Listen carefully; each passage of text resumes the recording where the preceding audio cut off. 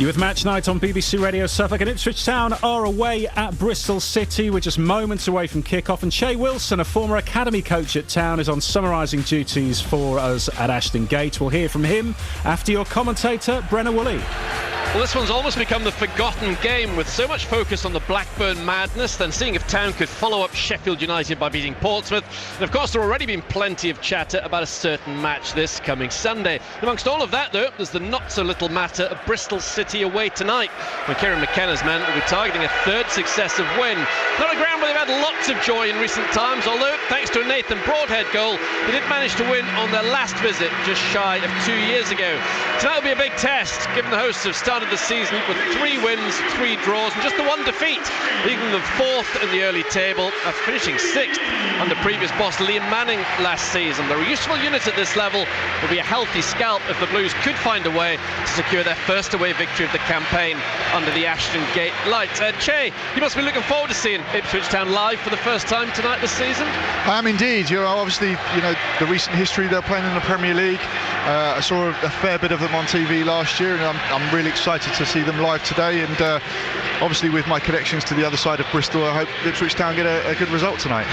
And it must be understandable, dropping out of the Premier League, they'll take a little bit of time to adjust, particularly with a new look squad. We shouldn't expect too much too soon, maybe? No, I mean, obviously, sometimes there's a little bit of a hangover. The clubs that do suffer relegation, the beginning of the next season, the expectations are very, very high to bounce back really, really quickly. Kieran McKenna's obviously had to make some changes. Some players have moved on, and lots of players have come in, and probably the team are still gelling. I know we're sort of 6-7 games into the new season, but give it another 6-7 games, we'll have a real idea of where Ipswich Town are going to finish this year. Numerous changes tonight for this game. If you were up with us earlier on for the team news, 6 changes in total. Like go Kipre, Kayuste, Philogene, Eggley, Schmodix and Hurst, all of them fit enough to be on the bench. In come Greaves, Nunez for his first start, so too Athorn up front, and in between those two lines you've got McAteer, Akpom and Clark, hopefully supplying the ammunition for the Spanish striker. So Palmer in goal, the back 4, Furlong, O'Shea, Greaves and Davis, clearly Kieran McKenna's first choice defensive unit at the moment. And Matusiwa alongside Nunez, and a 3 of McAteer, Akpom and Clark in behind Athon, who hit the post when he came off the bench against Portsmouth on Saturday. On the bench, Walton, Taylor, Hurst, Philogene, Kayuste, Kipre, Schmodix back at his former club, Young and Eggley. 2 changes for the home manager, Gerhard Struber. Jason Knight, his captain, is out with a groin problem. Mark Sykes drops to the bench. In come Tanner and Borges. Their keeper is Vitek, on loan from Manchester United. He's been doing very well by the sounds of things, the Czech goalkeeper. His back 3 tonight, we believe, will be Tanner, Dickey the captain and Atkinson. The 2 wing backs, McCrory, who's been playing down the left, will play down the right tonight, we understand, with Borges on loan from Middlesbrough playing down the left. In between them, Viner, who's been at centre half, that's where he tends to play his trade. He'll play in midfield alongside Randall, and then the 2 support players are Twine and Mehmeti in behind. Riss, all of them amongst the goals this season. They've got 10 goals between them. Twine and Riss both on 3, and Mehmeti has had a very, very good start to the season. Is looking for his 5th goal tonight. On the bench, Lumley, Armstrong, Cornick, Maelu, Peakover, who's a youngster through the academy, Roberts, Sykes, Hirakawa and Morrison, who's another academy product. Must at the moment, particularly in midfield. Bristol City short of numerous players who would be first choice. Ipswich Town in their 3rd kit again, the volcanic ash with some light blue, playing from left to right up against Bristol City in their traditional red, white-red outfits. The referee just having a little word with the Ipswich Town 2 midfielders, Matusiwa and Nunez, about something or other. The man in charge tonight, John Busby, 18 yellow cards in his 3 championship matches so far, which suggests he could be a strict disciplinarian. He blows his whistle for the first time, and we're underway. Pleasant evening in the West Country for this championship match. Ipswich Town 7th of the campaign, the 8th for Bristol City. The 2 managers down below us on the edge of their technical areas, both with their shiny white trainers on, arms folded. Kieran McKenna just to the left of Gerhard Struber in his first season in charge here, the 48-year-old Austrian, as Greaves is always likely to come back into the side, even though Kipre did well at the weekend. Plays it to O'Shea out to the right-hand side. There's an offside here against McAteer. How do you see these two different systems matching up here tonight, Shay? Well, it's quite an interesting matchup, obviously, with the Bristol City playing with the 3 at the back, wing-backs, and 2 number 10s, which, being honest, is a formation I really, really like, especially if the 2 number 10s can get into really good pockets and start causing the back for the opposition big problems. So it's an interesting matchup, because with the 2 holding midfielders and 2 number 10s also, you get a bit of an overload in the centre of the pitch. So it'll be interesting to see how Ipswich cope with that today. How hard will it be for Athon up front on his full league debut against 3 big centre-halves? I think it can be difficult for him, because obviously with the 3 big centre-halves facing him, but it's really important that Clark, McAteer, Akpom go and support him quickly and cause, you know, the Bristol City back 3 to almost drop a little bit deeper, so it creates a bit more space maybe for Athon to drop in and receive the ball to feet and bring other players into the game. Ball at the feet of Alex Palmer at the moment. An early touch for the Ipswich Town goalkeeper. Goes centrally, straight down the park. There's a glancing header over the halfway line. This pitch has had more action than most at this level of late because of the the Women's World Cup, of course, that England were victorious in at the weekend. This is one of the key venues for that. You can still see the rugby markings on the surface here at Ashton Gate. Here is the Chilean Nunez out to the right-hand side underneath us. Furlong tucks it back to Matusiwa on the halfway line. He's quickly become a fixture in the Ipswich Town team. The Dutchman does look a player. He's done ever so well, getting better as the games go by. There is Nunez. What a game for him on Sunday. Giving it to Greaves. Wide on the left-hand side, that's the far side. Davis infield to Clark, who deserves an opportunity from the start. Clark, he's done well when he's come on of late. Switch of play from Nunez to the right. McAteer challenges in the air, missed by Borges. Here he is now left-footed, the Brazilian. Plays it away rather sloppily, but gets it back off the head of an Ipswich midfielder, then shields it out of play for a throw-in down beneath us to Bristol City. Only defeat so far was actually on this ground to Oxford the last time they were here. Had an excellent home record last year. Just the 3 defeats, 2 of them to teams that were right up there in Sheffield United and Burnley. The other loss on this ground was against Swansea. That was really the foundation of their playoff push under Liam Manning. Athon gets a bang on the back of his head from Dickey, the captain. Up and under over halfway. Reeves wins a header for Ipswich Town. Davis battling against Twine as Athon is down on the deck holding the back of his head, so the referee just halts play momentarily to check on the Spaniard's welfare. It's going to be alright to soldier on. Be a drop ball in the middle third that the referee is just sorting out, uncontested for Scott Twine by the looks of things, which we know in terms of Scott Twine from previous experience. Town can't give many shooting opportunities within 25 yards of Alex Palmer's net at any stage, because he's likely to hit the target with pace. Bristol City have the ball again under their control with Randall, former Plymouth player in his 2nd season here. City scoop it down the far touchline, headed down by Greaves. O'Shea will beat his man to it, plays it down the field. Out in his purple outfit is Vitek.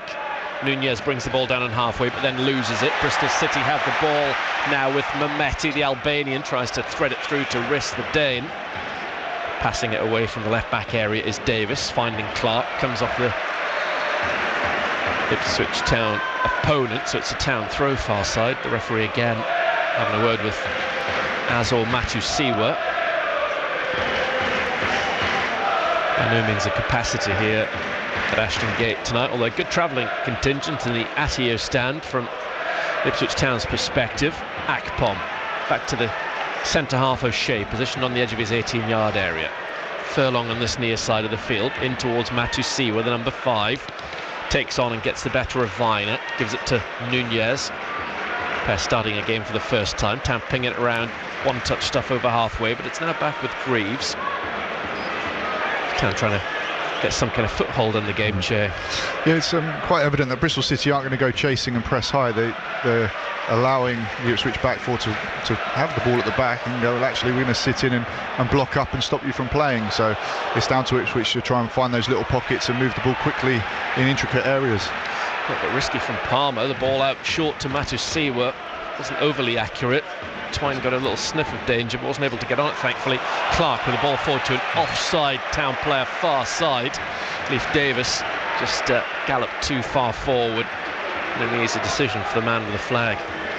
It's interesting. Sorry, Brenner. It's interesting because McCrory sort of jumped onto the left back there, and he left Leif Davis with acres of space. So if the ball came a little bit earlier, he was in, but he just timed his a run, and the pass came a little bit too late for him.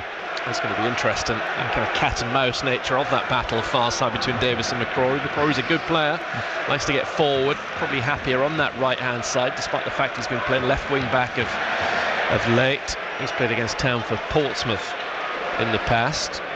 Through to Ipswich, which Leif Davis is going to take. He's been getting back towards his best form of late, particularly that partnership with Philogene has been really exciting from Town's perspective, but that's been broken up tonight. Crunched to the ground is Akpom. Free kick taken short by him to Natasiwa. Of course, first midweek championship game of the season for Ipswich Town. Always a feature of football at this level, and one that we missed last season. Kieran McKenna yet to lose a midweek game in the Football League. This time in charge of Ipswich. Greaves crossing the halfway line, just north of the centre circle. Gives it to Davis. Davis back to the former Hull player. Town with the vast majority of the possession early on, but opportunities in scarce supply so far, as McCrory's going to get on that ball ahead of Clark and put it out of play.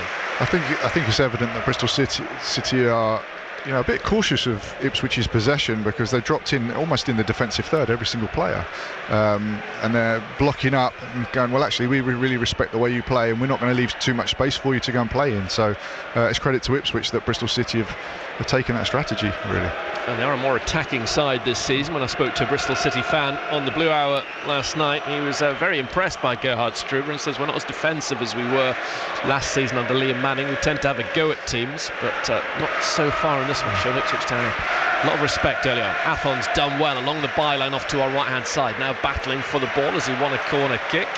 Sadly not. He believed that he had. He was already heading towards the 6-yard area off to our right hand side, but the ball is there now rather than him.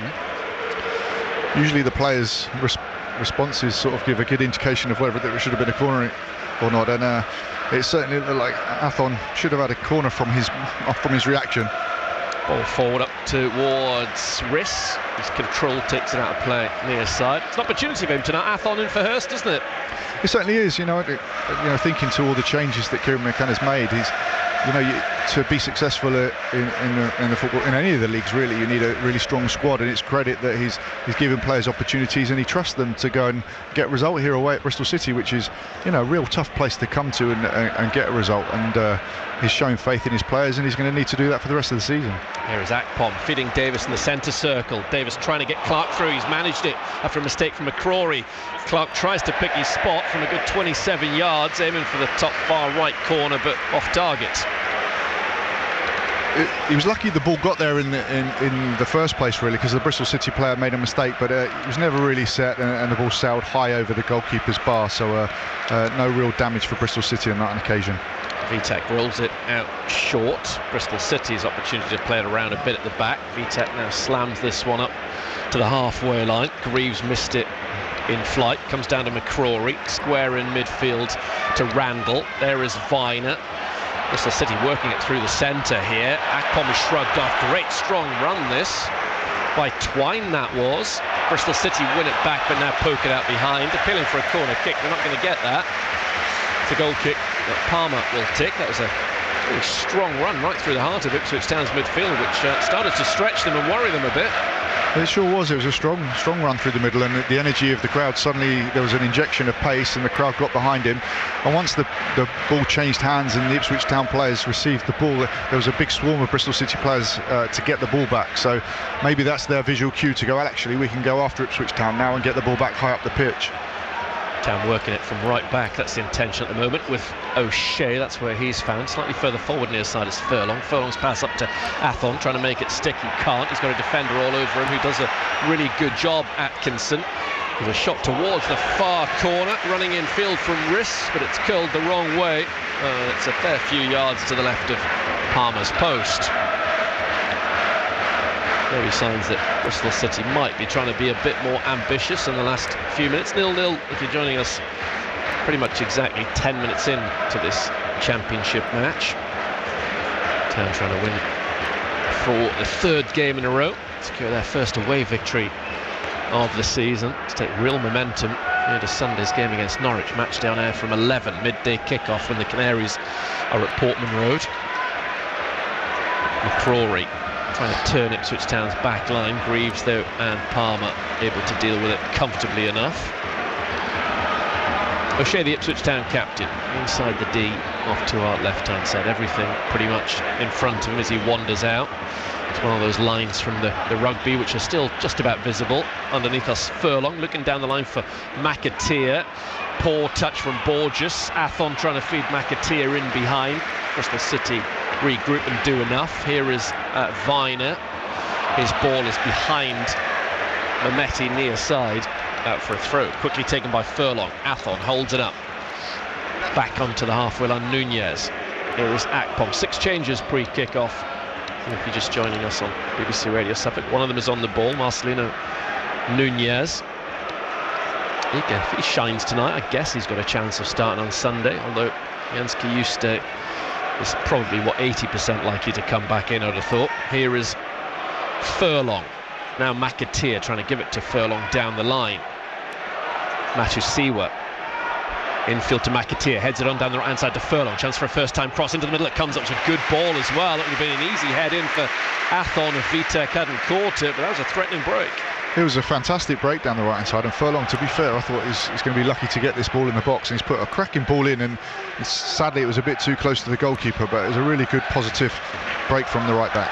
Yeah, it was. Superb cross-in from Furlong. I haven't yet fully seen the attacking side of his game. He's been very solid, very dependable, looked the part at right back, clearly a square peg in a square hole, but just through the nature of the games he's been involved in, haven't seen too much of that, but he showed another string to his bow there. Here is that McCrory on the far side. So let's see who's going to out-attack who in terms of him and Davis. Both like to gallop forward and pose questions. McCrory's on his bike now. But Davis or Palmer will get there first. Palmer, good sweeper keeper work. It's been nice as a defender when you've got a goalkeeper that's confident and can manage those situations well, Che. It sure is. Palmer was on his front foot and he was expecting the pass to come over the top because there wasn't really a lot else on for Bristol City, so he's put it in behind, and Palmer's come out and cleared it really nicely and acted as a bit of a sweeper. Well done, Athon on the far side, using his strength to hold off 3 Bristol City players. Eventually goes to ground, but he was doing well there for the cause, just needed support, which didn't quite arrive in time. 0-0, 13 on the clock as Ashton Gate finds its voice. Former Town and Bristol City midfielder incidentally Cole Skews was on the pitch just before kick-off, doing a kind of a lap of appreciation for the fans. Every single fan inside the ground warmly applauding someone who represented both of these clubs so well. He's here for a legacy cap tonight. Forward comes the ball for Bristol City. Riss is trying a little flick down header from McCrory behind him, but didn't get enough contact on the ball, and Palmer bowls it out to Matusiwa. Now with Nunez with his socks rolled down low. Far side Davis looking for Clark. Not enough accuracy on the ball. Cleared away by Tanner, who's come into that back line but played a lot of football last season. Tanner actually started both games in the playoffs when they were comfortably beaten by Sheffield United, so not a rookie. Matusiwa to McAteer to the left-hand side. Clark inside the Bristol City area. Still Jack Clark sits his player down. Clark into the middle, ping-pongs around, and it hasn't been cleared just yet by City. Eventually it's away, but that was possibly the closest we were almost coming to a goal-scoring chance, Chair. Fantastic feat from Jack Clark. I mean, he's come in, and I've been honest, he sold me the dummy. I thought he was going to shoot here, and he's cut in on his right foot. Got it caught under his foot somewhat, and he just couldn't quite get enough sting on the shot, and it was scrambled away from Bristol City defence, but nice and positive from Jack Clark. It was. Back to Graham at 0-0. Birmingham City leads Sheffield Wednesday 1-0. Preston a 2-up at Hull. They've had a good start to the season. Preston, a surprise to many. Of course, Ipswich Town's sole defeat so far was the penalty goal that Preston scored against them at Deepdale. Davis is on a run far side. Of course, Clark and Davis have played together an awful lot of times. I was talking about the Philogene-Davis partnership being good, but they know each other's game, Davis and Clark, not just at Portman Road, but at Elland Road as well. Davis, outside the Bristol City area, opts to go to the left, and Clark, tiptoe and square, back to Nunez, 30 yards out, shoots deflected up in the air. Ball still alive inside the area. It's Furlong who's challenging. Bristol City should get it away, left-footed on this near touchline, up towards Riss. O'Shea is there ahead of him. He turns it back to Palmer, who again has showing an eagerness to get out of his area and get involved with his feet when he can. Nunez in the centre circle, head up, looking for an option. In the end, just goes square to Greaves. 0-0. Live on BBC Radio Suffolk, Bristol City versus Ipswich Town. Again, Clark just skips away from his man. Lovely running from Clark. Gives it back to Greaves. Looks up for this one, Jack Clark. He's going to be a threat. In comes his cross. It looks a good one. Headed away by the defender, Dickey. Chested down by Viner on the edge of his area. Borges on this near side. Motors to halfway. Tries to put it in behind for Mehmeti. Just about kept in by McAteer. He's done well in the end, McAteer. Applauded by his manager. Watching on just from a few yards away from him. He's done really well, McAteer, there to retain the ball, and I think Bristol City are struggling to get out at the moment because Ipswich are having some really good possession and causing some problems. When Bristol City do eventually win the ball, they haven't got a lot of options going forward, so bodies aren't joining in. So Ipswich Town will be really, really pleased that they haven't got Bristol City players flooding forward and causing them problems, and it just goes to show they're having some good possession and good attacking options at the moment. McCrory keeps the ball in far side for Bristol City. Infield to Twine, back to McCrory. Into the centre, lovely play this from Bristol City. Too heavy a touch from Riss. Mehmeti's going to try and make something of it. Back to goal edge of the area. Coming into the box is McAteer and conceding the first corner kick. That was better from Bristol City. It was. Commentator's curse have just said they're struggling to get bodies forward, and then they've gone and broken, caused a few problems in the Ipswich Town defence, and now they've got a corner kick. Yeah, that was good play from Bristol City. First time that they've really looked like the home team, if you like, in this match. It's been more about Ipswich Town this first 17 and a bit minutes. Corner kick to Bristol City in front of the Town fans off to our left. Looks a good 2,000 or 3,000 of them. Excellent travelling support again. It's 0-0. In comes this corner kick. Oh, it's headed in.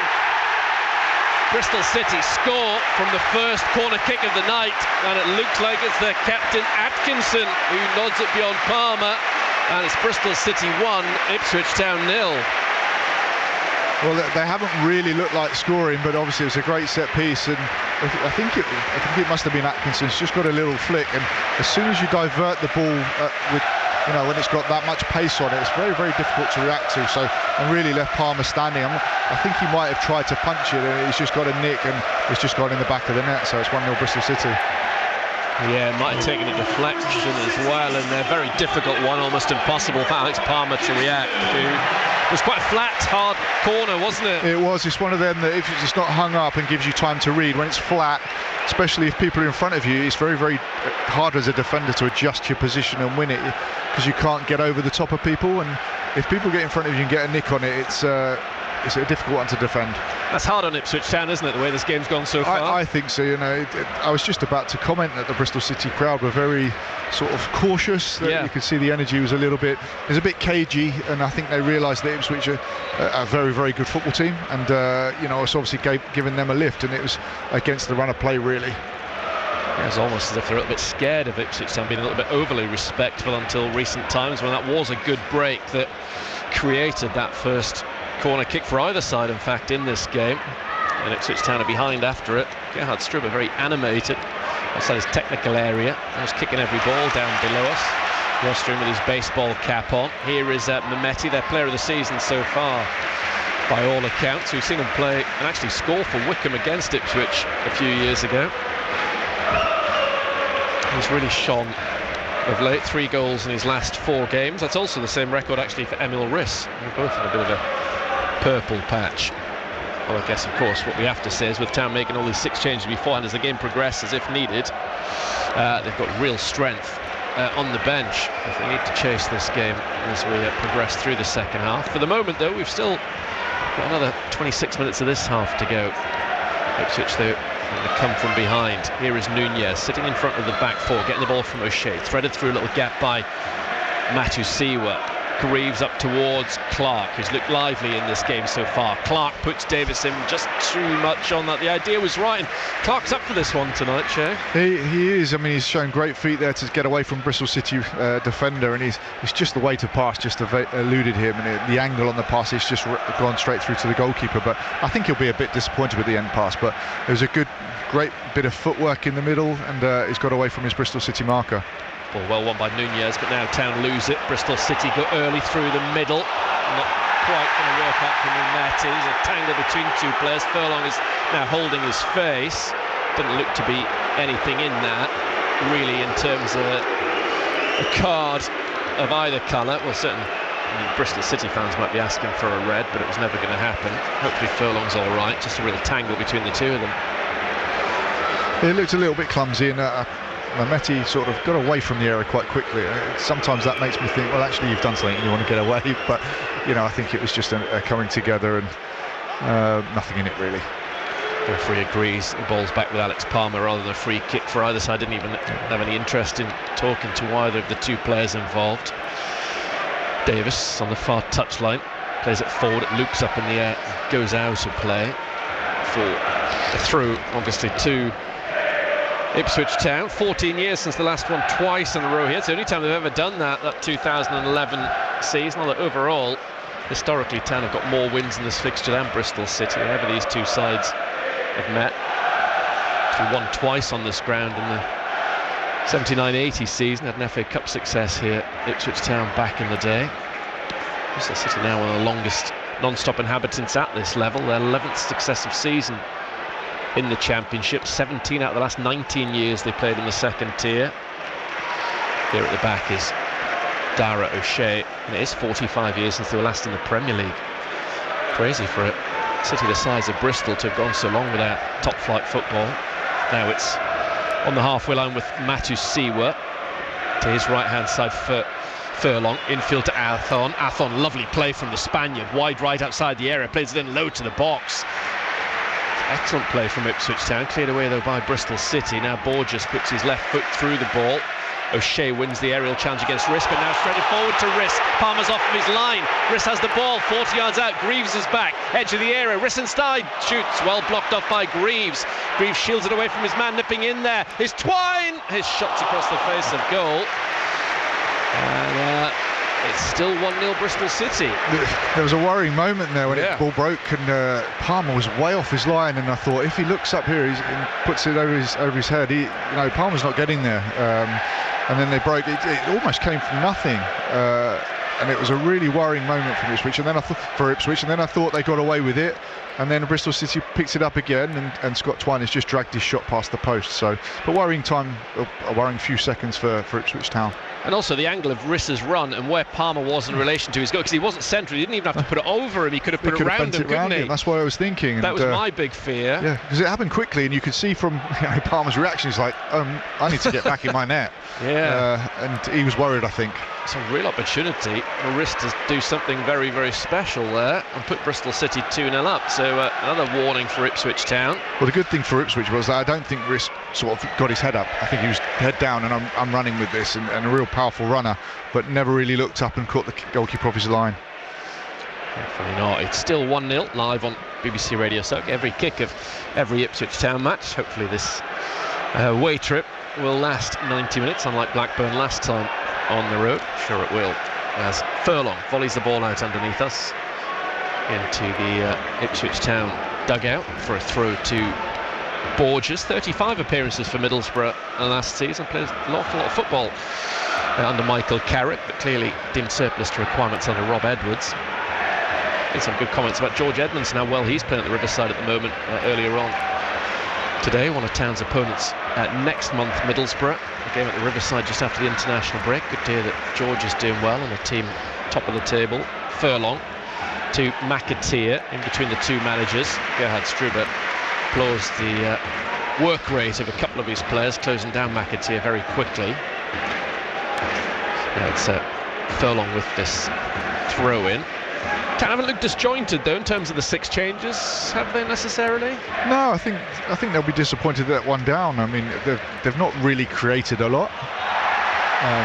Here come Bristol City, wide left, Riss inside the Ipswich Town area. Not a good angle to shoot just yet. Going to try and create for someone. He does. There's a shot from Randall, blocked off, and Viner has a go. That loops up in the air, headed away by Matthew Siwa. Bristol City keep up the pressure on the left-hand side with Borges running in behind is Mehmeti, who trickles the ball into the centre, which Palmer gathers. Well, I think Ipswich have had some good possession without really creating too much. I mean, Clark obviously had an incident where he cut in from his left side onto his right foot. He couldn't quite get the shot away. But other than that, they haven't really created too much. Although they've had some good possession in the middle of the pitch without, playing any killing balls in behind the Bristol City defence. So I think they'll be a little bit disappointed to be 1-0 down without setting the world alight. Yeah, 20 minutes to go in this first half at Ashton Gate. Atkinson of Bristol City with the only goal so far. Viner on the halfway line gives it back towards Tanner, the right-sided of the three centre-halves. Here is Atkinson, who plays on the left. He and Leif Davis, the only two survivors, one per team from the last time these two sides met here. It's quite some turnover in less than 2 years. Furlong heads it away. Knight and Sykes were in that Bristol City team, so had a chance of playing tonight, but aren't at the moment. Sykes on the bench, Knight out injured. Knight's actually a player that's been linked with Ipswich Town a fair bit in recent seasons. Key man for Bristol City, so short of a player who normally plays for them. Greaves finding Davis on the far touchline, short down the line, one touch to Clark, gets it back to Davis. In will come the defender Tanner, just kept in play by McCrory, given away by McCrory. Athon to Akpom on the right hand side. McAteer just edge of the Bristol City box, now inside the area, tries to play it through the City player's legs, blocked off. Out as far as Matthew Siwa. He spreads play to the far side, looking for Davis, the fullback. Davis gives it back to Clark. He takes it on his thigh, wandering outside the box, turns and faces the penalty area. Davis in a crossing position, far side. Back it goes to Jack Clark, looking up, holding on to the ball this time. Dara O'Shea in the centre of the Bristol City half. They still lead 1-0. 10 red shirts behind the ball. Greaves back after his ban, gives it to O'Shea. Now Nunez back once more to Greaves. He'll step forward a couple of yards, no more than that. But Town playing everything in front of Bristol City at the moment. City happy enough for Ipswich Town to keep possession. They're holding their shape and making it difficult for Town to puncture those banks of red shirts. Again, Town have it on the far side. Davis, he hits his cross, deflected up in the air. Athon goes towards it, ends up holding the back of his head again. Ball's out far side for a throw to Ipswich Town. And again, play stops. The referee checks on the Ipswich Town striker. Well, he certainly looks wounded, and the players around him are signalling to the physios to come on and assess what's going on. So whether he's got a cut on the back of his head or not, we don't know. But just prior to that, Davis and Clark seem to have a really good understanding down that left-hand side. They're sort of like telepathic in the play. They know what each other are doing. There was a few opportunities I thought, well, stick the ball in the box. Centre forwards and attacking players need to know and read those visual cues when the ball's going in the box, but they turned the opportunities down a little bit, and then eventually obviously it's come in and Athon's got a little bit of an injury, but they seem to want to sort of be a bit more Arsenal-like, walk the ball in a little bit more rather than just stick the ball in the box and there you go and attack it. So it'll be interesting to see what happens after this incident. Because that is so hard to do against a team that was set up like Bristol City, holding on to this 1-0 lead, isn't it, what they were trying to do? It is, and I mean, Ipswich has some really good possession there, but it was really, really difficult to break down because Bristol City dropped into this low block where they're literally in their defensive third, every single player, and sometimes you have to put the ball in the box when the opportunities come, or you've got to be really positive and be intricate around the box, and movement's got to be good. And at the moment they're struggling to break down this Bristol City sort of rear guard.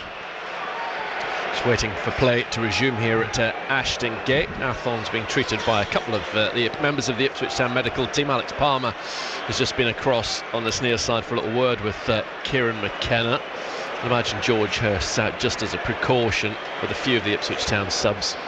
Off to my left-hand side I can see Jack Taylor, Cedric Kipre and Sam Schmodix, who, as you heard in that interview, we played pre-match. Schmodix never felt he got a fair crack of the whip in his time here at Ashton Gate. Of course, Town CEO and Chair Mark Ashton has a connection to this part of the world as well. Athon now sitting up. No sign of a bandage just yet. Understand that, well, as you'd expect, not getting a great deal of sympathy from the home crowd. Off he goes on the far side. Town temporarily will be down to 10 men when Davis takes this attacking throw, and as Ipswich Town try and get back into this game before half-time, final quarter of an hour of the first half, and that Rob Atkinson header is the only thing that separates these two sides. Town with those 6 changes pre-kick-off. Athon, one of them. Nunez also in for his first start. That's a Clark, McAteer, Greaves, and Akpom also in the team from Saturday. Davis takes a good run up on the far side, loops his throw into the area, headed away by Tanner, touched back to the halfway line by Greaves. Matusiwa gets it. He's the deepest lying outfield player. He arrows his ball out to the far side, drills it diagonally across the deck. Davis, ball and field to Clark. Silky touch from Clark. He's got onto that nicely. Gives it back to Nunez. Nunez could have a go. Didn't. The option was there for a second. Instead, he's eventually fed McAteer. He gets it back to Matusiwa. And again, there are 10 red shirts behind the ball. Here is Nunez trying to play it over the top. Good ball, chested down by Athon. Outside the area. Has a go. It loops away from the net. Let's go back to Graham. Todd Cantwell for Blackburn. They lead Swansea 1-0. Tyrese Campbell for Sheffield United, 1 up at home to Southampton.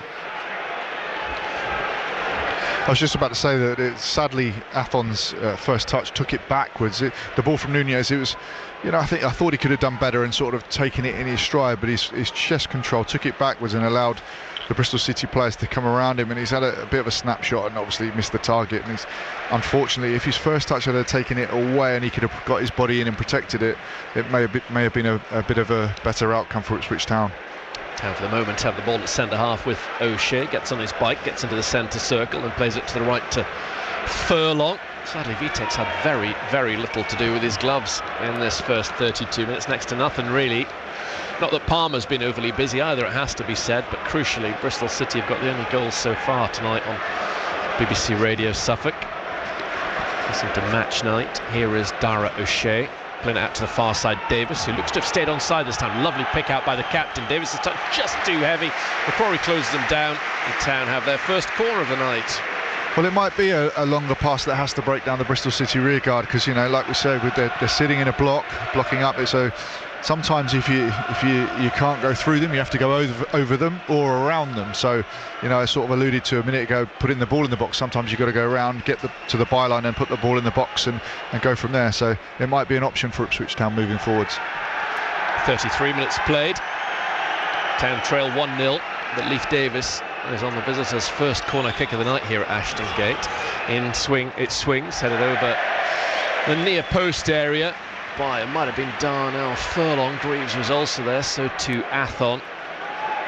It's a goal kick to Radek Vitek, who joined Man United 4 years ago. A little spell at Accrington, and also Blau-Weiß Linz, which is a team that Town fans will know, those that made the trek to Austria this summer. That's where he was last season. Didn't feature against Town in pre-season, already gone back to Old Trafford at that stage, but been getting rave reviews for his performances here so far this season. But based on what we've seen so far, we can't say whether he is a good goalkeeper or not.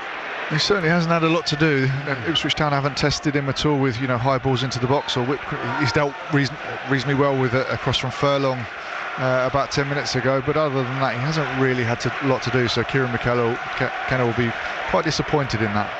Bristol City playing a triangle of passes just outside their penalty area. Now it goes back to Vitek along the floor. He gives it to the right hand side, and Tanner up towards Twine, well intercepted by Nunez, but then he stood on the ball rather embarrassingly, and that could be problematic for Ipswich Town. Bristol City trying to capitalise on that unfortunate moment. Twine inside the area. Borges shoots over the bar from an acute angle.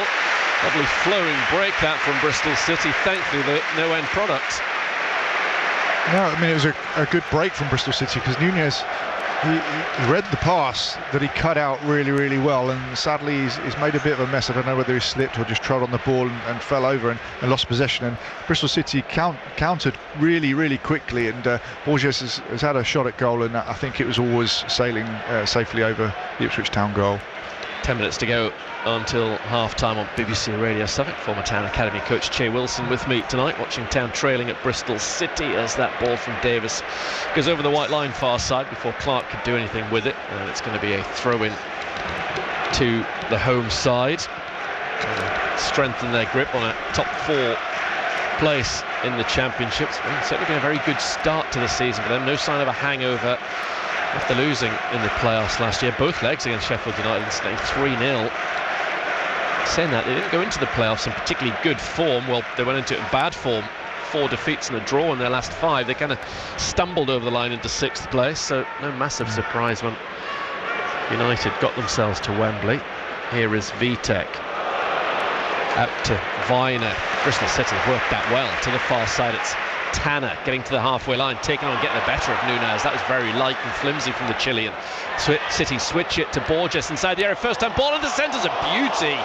Riss couldn't get onto it. That was lovely play again from Bristol City, whose best work has started down their right-hand side. It was, and if you get your press wrong, it can cause problems, and Ipswich Town did get their press wrong. They jumped a little bit too late. The ball got out to the right-hand side and skipped away from Nunez, and it caused awful problems for the Ipswich Town rear guard, and the ball into the box was dealt with in the end, but it was uncompromising to start with. Yeah, it was a switch of play. Borges was a lovely volleyed little cushion pass into the middle from him that really caught Ipswich Town out, and they possibly expected him to control it and think about it. He didn't. He did the right thing. He got it in at the earliest opportunity, and almost undone again, Ipswich. But those breaks down the far side from Bristol City have been a feature of their attack and play when they have attacked. Here is Clark, more centrally for the moment. Rolls the ball to the far side, Davis, who tucks it back to Greaves. 1-0 Bristol City. Clark tiptoeing away from a challenge. Robbed on the second one by Tanner, but then Town do get the ball out to the far side, Davis. Back to Greaves. Greaves playing it to Matthew. Again, Bristol City just back and packed in. Town passing it around in front of them, looking for a way through. McAteer comes in field. Now this might be an opportunity. Nunez on the ball, blocked off by Viner. Passed away. Riss keeps it in, but only for Dara O'Shea. O'Shea to the centre, and Matthew Seawer standing in between the two centre halves, getting on the ball. The number 5, Greaves. Far touchline, Davis. Ipswich with lots of the ball. Bristol City will be happy enough about that. It's all kind of in the middle third and all in front of them. And Town not willing to mix things up, really. Akpom has had a quiet first half. Here he is again, number 29. Nunez. Town trying to play it between the lines now. They've managed to a point, but now it goes back to Furlong. Ipswich behind. McAteer bundled scrum by Borges. Free kick to Ipswich Town. Now at least they will get a chance to swing a ball into the Bristol City area and ask a question or two. That's right. Now I think Bristol City are quite comfortable in just conceding possession at the moment and thinking, well, actually we're 1-0 up, the pressure's on Ipswich Town to come and get a goal, and at the moment Ipswich is struggling to break down Bristol City, and I think it's a little bit slow with the passing. They're having some good intricate play, but it's just not really getting anywhere, and the attacking players, because of, they're so Bristol City players are so deep, it's a little bit flat. No one's dropping into little pockets, and people, you can't run in behind because there's no space to run in behind, so Ipswich have got a problem at the moment. Nunez wide right on his full league debut for Ipswich Town has this free kick as Town try to draw level. Bristol City defending an end off to our right, and it swings to their area. Greaves' header goes centrally, nodded down, might be something that Athon can work with. It was Akpom with a really good leap, cleared away though before the Spaniard could get a touch. He was only 4 or 5 yards out, Athon, but Bristol City defended the situation well in the end. Here is Nunez again, centrally, jabs the ball in the air to the Bristol City area. Greaves has stayed up from the set piece, headed down and away by City. They're a tall side, Bristol City.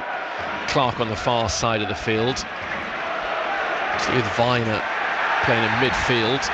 2 Robs at the back are big lads, so too Tanner. Bristol City ball in the right back area. I think they've identified that Jack Clark's a bit of a danger player, so every time he gets the ball you can see, well, actually the first Bristol City player goes and engages really tight to stop him from shifting the ball quickly. Next one comes in to back his teammate up, and Jack Clark, it's a credit to him because they've seen, well, actually, we're worried about you. So, but from Ipswich's point of view, keep giving him the ball because the evidence is there. He can cause damage tonight to Bristol City. Matthew Seawer's header goes backwards. Furlong heads it away. The ball breaks to Bristol City. Wide left. Twine, the number 10, will run in field, taking on McAteer. McAteer's done well. Twine showed too much of the ball to the former Leicester man, who's now spun and cleared his lines out of play for a throw to City outside the Ipswich Town penalty area. Into the final 5 minutes of this first half, which has been profitable for Bristol City. They have a 1-0 lead. It's Dickey, captain, who's going to be taking this throw-in. The Town fans watching on from our left-hand side. Dickey, long throw towards the penalty spot. Flick on header, could be problematic. And then it's the header from McCrory, was a good one. He met it really strongly, but thankfully pretty much straight at Palmer, who caught it just off his goal line. McCrory wins the ball against Clark. Clark gets up, ball's kept in play, not quite. Clark stayed down far side. Now Bristol City player has gone down punching the turf. They've been wounded over there a little bit at the moment, but it just, again, it showed the value of set pieces. You know, obviously Bristol City have been fortunate with the goal from a set piece, and you know that could separate the two sides at the end of the 90 minutes. And obviously a long throw in, it's obviously a weapon that Bristol City have worked on, and a header with a bit more direction into the corners could have been a real problem for Ipswich then. Bristol City player is still down on the far side. Clark, I'm happy to report, is up and okay. The Bristol City physio is now doing a jog the width of the park. That was another chance for them, that header at the end of that little move, wasn't it? It was. I mean, I think you got a flick on at the front post, and if you get your timing right and have a gamble that someone's going to flick it on, sometimes you can get across your defender, and the Bristol City player did get good purchase on it. Luckily, it's just gone straight into the goalkeeper's hands.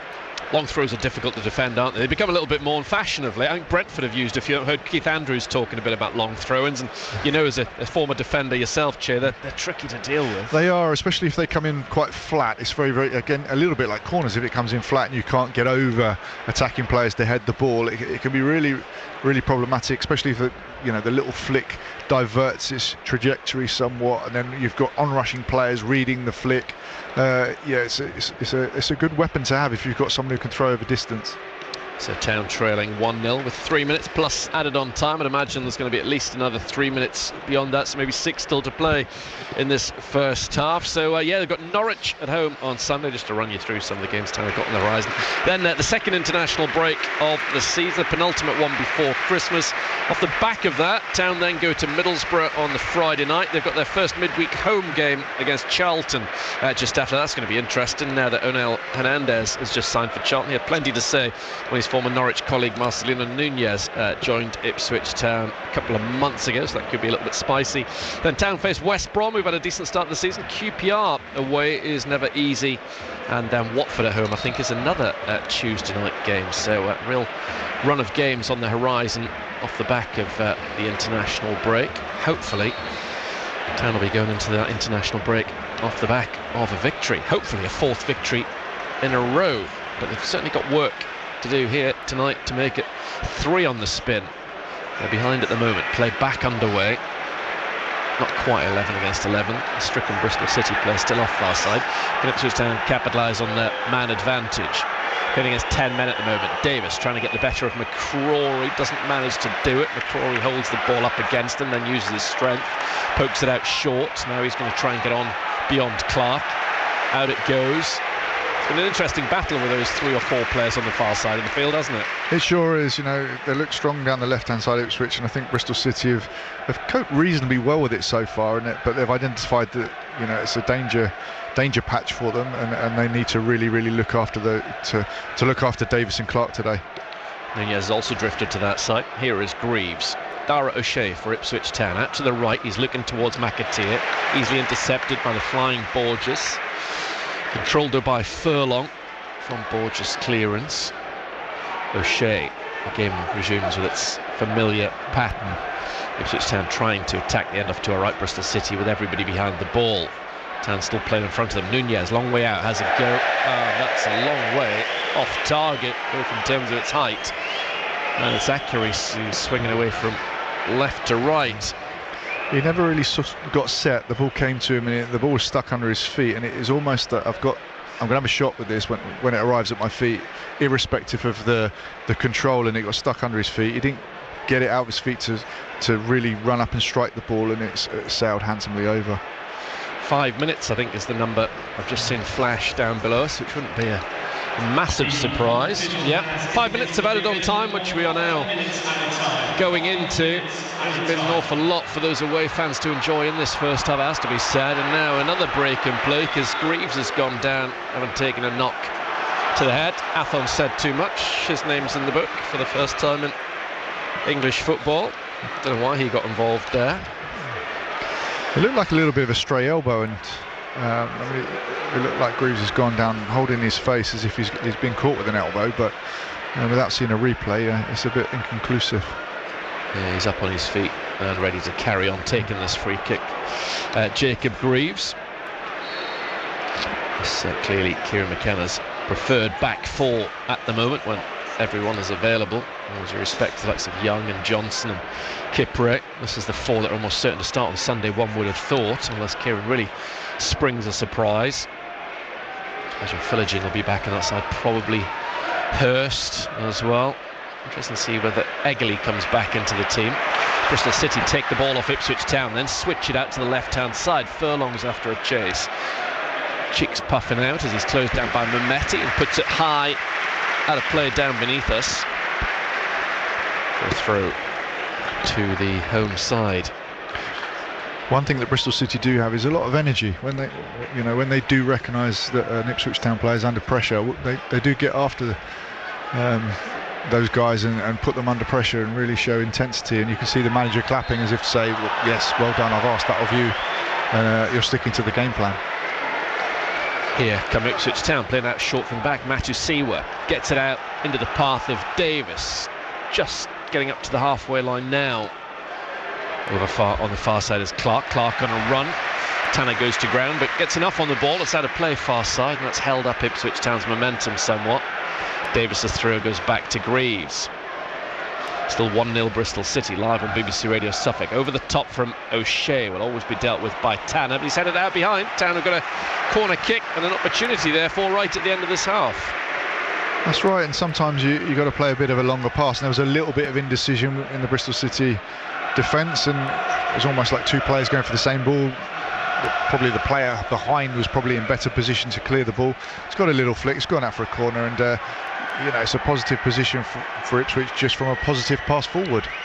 Bristol City scored from a corner kick, and Ipswich Town equalised from one. It's Nunez off to our right hand side, looks a good ball, touched away by Vitek on his near post, but under illegal pressure, says the referee. By the looks of things, it wouldn't have counted. Free kick to the home side, who are just 2 minutes away from taking a 1-0 lead down the tunnel. Good corner from Nunez, wasn't it? It was. It caused problems, and if you get the right pace and the right trajectory of it, it's very, very difficult for goalkeepers to come and claim. And if there's ever any physical contact on a goalkeeper, they're going to get a free kick, and I think that's exactly what's happened there. Rennie Gilmartin, the Ipswich Town goalkeeping coach, just having a word with the fourth official, potentially about the man out there, Mr. Busby, being overly protective of the Bristol City goalkeeper. Incidentally, the fourth official tonight, Stephen Martin, is the man who abandoned the Blackburn game the last time we were on our travels. Bristol City win the ball on the halfway line. Twine gives it to McCrory. Final 90 seconds of this first half. Nice play in midfield from Viner. That's excellent play out to the left-hand side. Town a little bit stretched inside the box. It's Mehmeti. Goes to the byline, squeezes in his cross, shot blocked off. It's Borges who hit it. Town have a man going down inside the area. That looks like a really soft free kick. The Town have just won. I can understand why the Bristol City players and their fans are less than happy about that decision. It's a free kick to Dara O'Shea. Didn't look to be an awful lot on that for me. No, I think it was a soft one, and I think Ipswich have got away with that one. Bristol City lads just stepped across him. He read that O'Shea wasn't going to clear the ball and he was going to take a touch, and he's got across him, and there's been contact, and he's gone down. There's no doubt there's been contact, but I think it's a very, very harsh decision on Bristol City, that one. I don't know what you're doing is the chant from the home crowd. Somebody got a yellow card, a Bristol City player amongst all of that. We'll check up on that on half-time. It's just for verbals. Viner, who started that move with a really good ball. Now it's Randall closing down Clark. Ticking down, 20 seconds to go in this half. This is a last chance for Town to get a first half goal by the looks of things. Akpom curls infield to the centre circle, gives the ball to Davis. He stretches but controls it. Davis down, play continues. Referee tried to play the advantage. Now Clark has hold down McCrory. And the free kick has gone the way of Bristol City for the second foul rather than the one on the Ipswich man. It's for the foul by Clark on McCrory. A bit of scruffy play there, and I'm not sure that the referee might miss the first one, and I'm not sure who that is down at the moment. Yeah, he's having a funny few minutes, the referee. Is that Davis was down, yeah. He's holding his face as if he's been caught, and the Bristol City crowd started booing as if to say he was making it up, but I don't think he was. From his, he's still holding his face. That's it for the first half on BBC Radio Suffolk. Ipswich Town trailing Bristol City by 1 goal. What do you make of that? 50 minutes that we got in the end there, Che. Well, the two teams that have, it's been a bit uninspiring, I'm not going to lie. I mean, I don't think Bristol City, the way their strategy in the game has created an entertaining game, because they're sitting behind. Ipswich struggling to break them down. They're sitting in their low block, and they've not really created any chances, so they're almost cancelling each other out because of the way that Bristol City have approached the game. Having said that, that's their strategy, and they've broken a couple of times on Ipswich, had a couple of goal scoring opportunities, and obviously nicked one from a set piece. So I think Ipswich need to do more, really. They've had lots of possession but without actually creating anything, so I think they'll have a good chat in there with Kieran McKenna today. I was just going to ask you what you want to see more of from Ipswich Town in particular. I think just a little bit more positivity. The ball's gone sideways a lot. The difficulty they're having is, when it goes into Akpom as a 10, his first touch is always having to come back, because there's not a lot of space between the Bristol City holding midfielders in the back three, so his first touch is coming backwards, and they're not really gaining any possession or gaining territory, should I say. So it's just been a bit quicker with their passing, particularly in build-up play when they have the ball on transition in their defensive third or midfield third. Worth making any changes now, or a bit too early for that? What do you think? I think it's probably a little bit early, but I'm not going to tell Kieran McKenna how to do his job, but I think he'll probably leave it 10-15 minutes, and then if nothing really changes drastically in the first 10-15 minutes in the second half, I can see probably 2 or 3 changes happening. Hasn't been much to be positive or excited about in terms of the Ipswich Town performance from an attacking perspective, but Clark, when he's got on the ball, has tried to make things happen, hasn't he? Certainly has. I mean, he's been the bright spark, and obviously Davis over there, they have a really, really good understanding with each other, and if they can get the ball to Clark in space, and he can attack the Bristol City back line. At the moment, whenever he receives the ball, he's almost from a standing start, and he's almost already being engaged by a Bristol City player. So if they can move the ball quicker on transitions and get the ball out to him, so he's got a bit of space in behind the Bristol City back three to go and run into, they might get a bit more joy. Well, it doesn't necessarily mean anything, but of the 9 Ipswich Town substitutes, 7 of them are downstairs out of view, but Sam Schmodix and Jayden Philogene are out there going through a little warm-up at the moment, so I do wonder, but as Che was just saying, it doesn't tend to be kind of Kieran McKenna's way to make changes at half-time, particularly when it's only 1-0. But that is the scoreline at Ashton Gate. Full second-half commentary to come, but at the break, Ipswich Town are behind. 8 fixtures in the second tier tonight. Let me run you through the latest elsewhere. At St Andrews, Birmingham City 1, Sheffield Wednesday 1. The home side ahead through Jay Stansfield on 9 minutes. Jamal Lowe levelling for Wednesday on 37. It's also 1-1 at Ewood Park. Blackburn led through Todd Campwell. Swansea level on the stroke of half-time through Gonzalo Franco. Hull 0, Preston 2. 2 goals in the opening 10 minutes for the away side. Thierry Small on 3 minutes and Michael Smith on 10. Leicester 1, Wrexham 0. Jordan James with the only goal in the first half. The leaders Middlesbrough are goalless with Stoke. Sheffield United ahead at home to Southampton. Remember, Southampton haven't won in the Championship since the opening weekend of the season. Chris Wilder's Blades looking to get back on track. They won at the weekend. They're ahead at half-time through Tyrese Campbell. There was an 8 o'clock kick-off tonight as well, and the away side have just taken the lead in Derby. James Bree on target. It's Derby 0, Charlton 1. In the Champions League tonight, 2 matches done and dusted. Atalanta have come from behind to beat Club Brugge 2-1. Real Madrid in Kazakhstan, and they've beaten Kairat by 5 goals to 0. Kylian Mbappe with a hat-trick in that one. Elsewhere in the 8 o'clock kickoffs, Atletico Madrid 2, Eintracht Frankfurt 0 as a later score. Tottenham are goalless away at Bodo Glimt in Norway. Chelsea leading Jose Mourinho's Benfica by a Richard Rios own goal to 0. Liverpool are trailing in Galatasaray. Inter Milan 2, Slavia Prague 0. Marseille 3 up at home to Ajax, and Bayern Munich, who are in Cyprus tonight, are 4-0 up away at Paphos. Just 41 minutes played.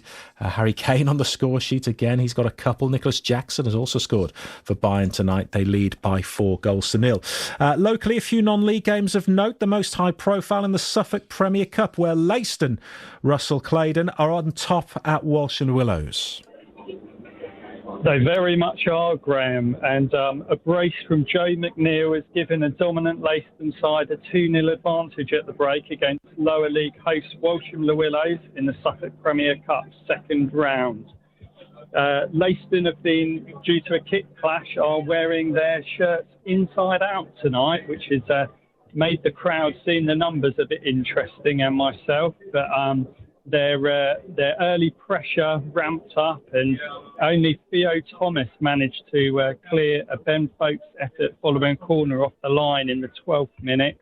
Shortly after, the youngster had executed a key sliding tackle in the area to deny McNeil, but McNeil was not to be denied in the 16th minute when he opened the scoring after Adam Mills provided an excellent cutback across the area.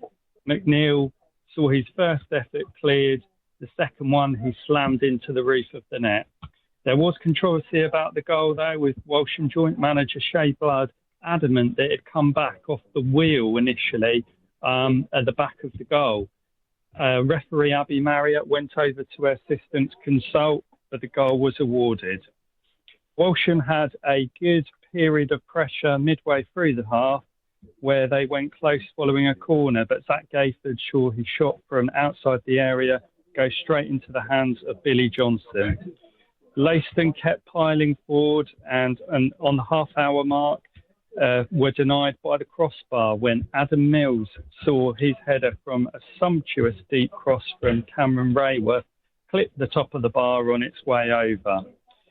Mills also saw a free kick saved low by young goalkeeper Ollie Moore in the 37th minute, and it looked like a plucky defensive display from Walsham was going to see them reach the half-time whistle just a goal down, with something to build on in the second half.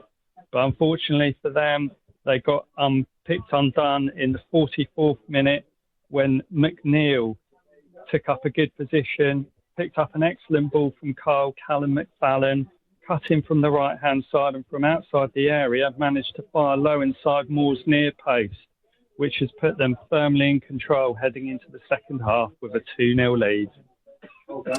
Thank you, Russell. So Leiston wearing their kits inside out due to a kick clash at Summer Road tonight. But as you heard from Russell Claydon, they are on top in their Suffolk Premier Cup match at Walsh and Willows, leading by 2-0. Ipswich Town trailing in our main feature, though. Rob Atkinson with the only goal of the game so far. Bristol City leading by 0-0 at Ashton Gate. We'll be back with Brenna and Che for the second half shortly. In just a moment, during our half-time report, we'll hear from some of England's Rugby Union Women's World Cup winners. Wayne Bavin at breakfast. Now, we chatted this morning about the weird sounds that have woken you up. I was woken up by my dog, just slurping away.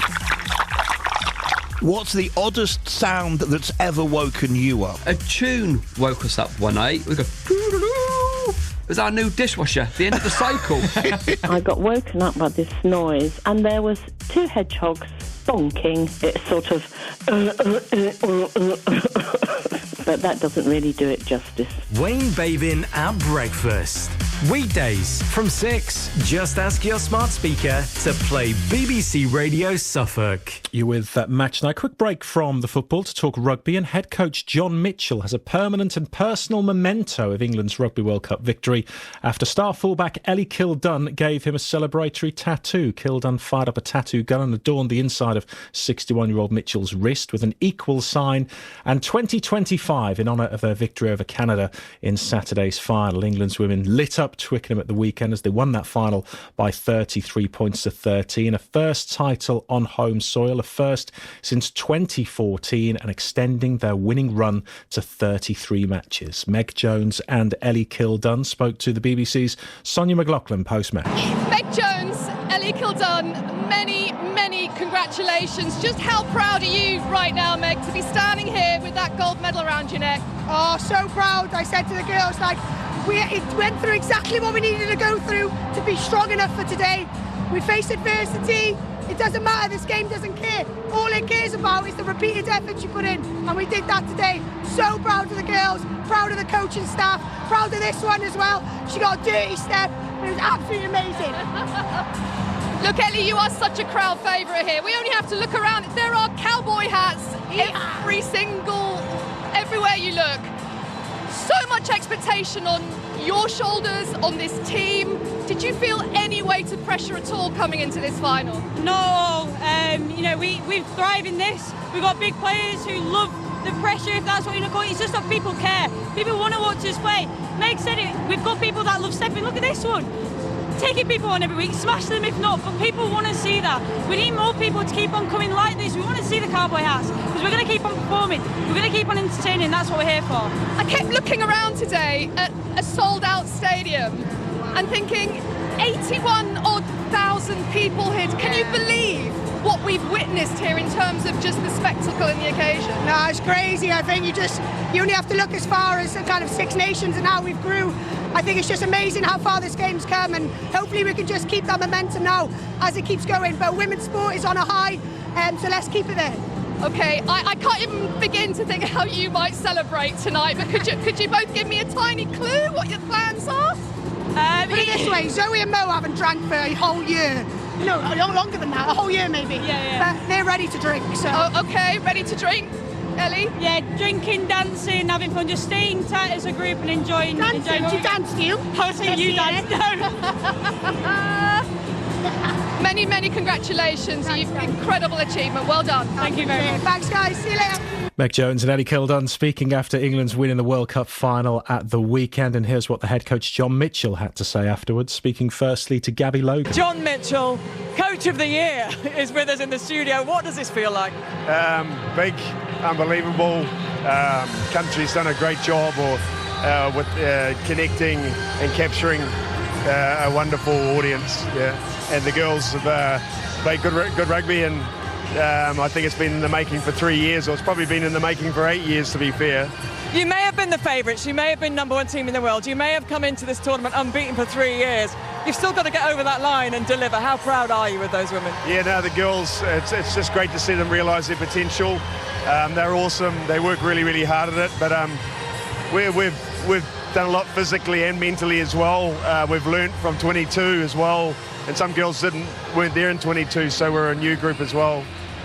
I want to ask you though, John, you've done so much. You've done so much in your coaching career, but where does this sit in your career and what you've done and what you've achieved? Is it I'm an old bugger, 30 years odd, and sometimes you get them, sometimes you don't. You just got to weather the storm, I guess. But yeah, no, I mean, there's been some great foundations laid by Simon in the past.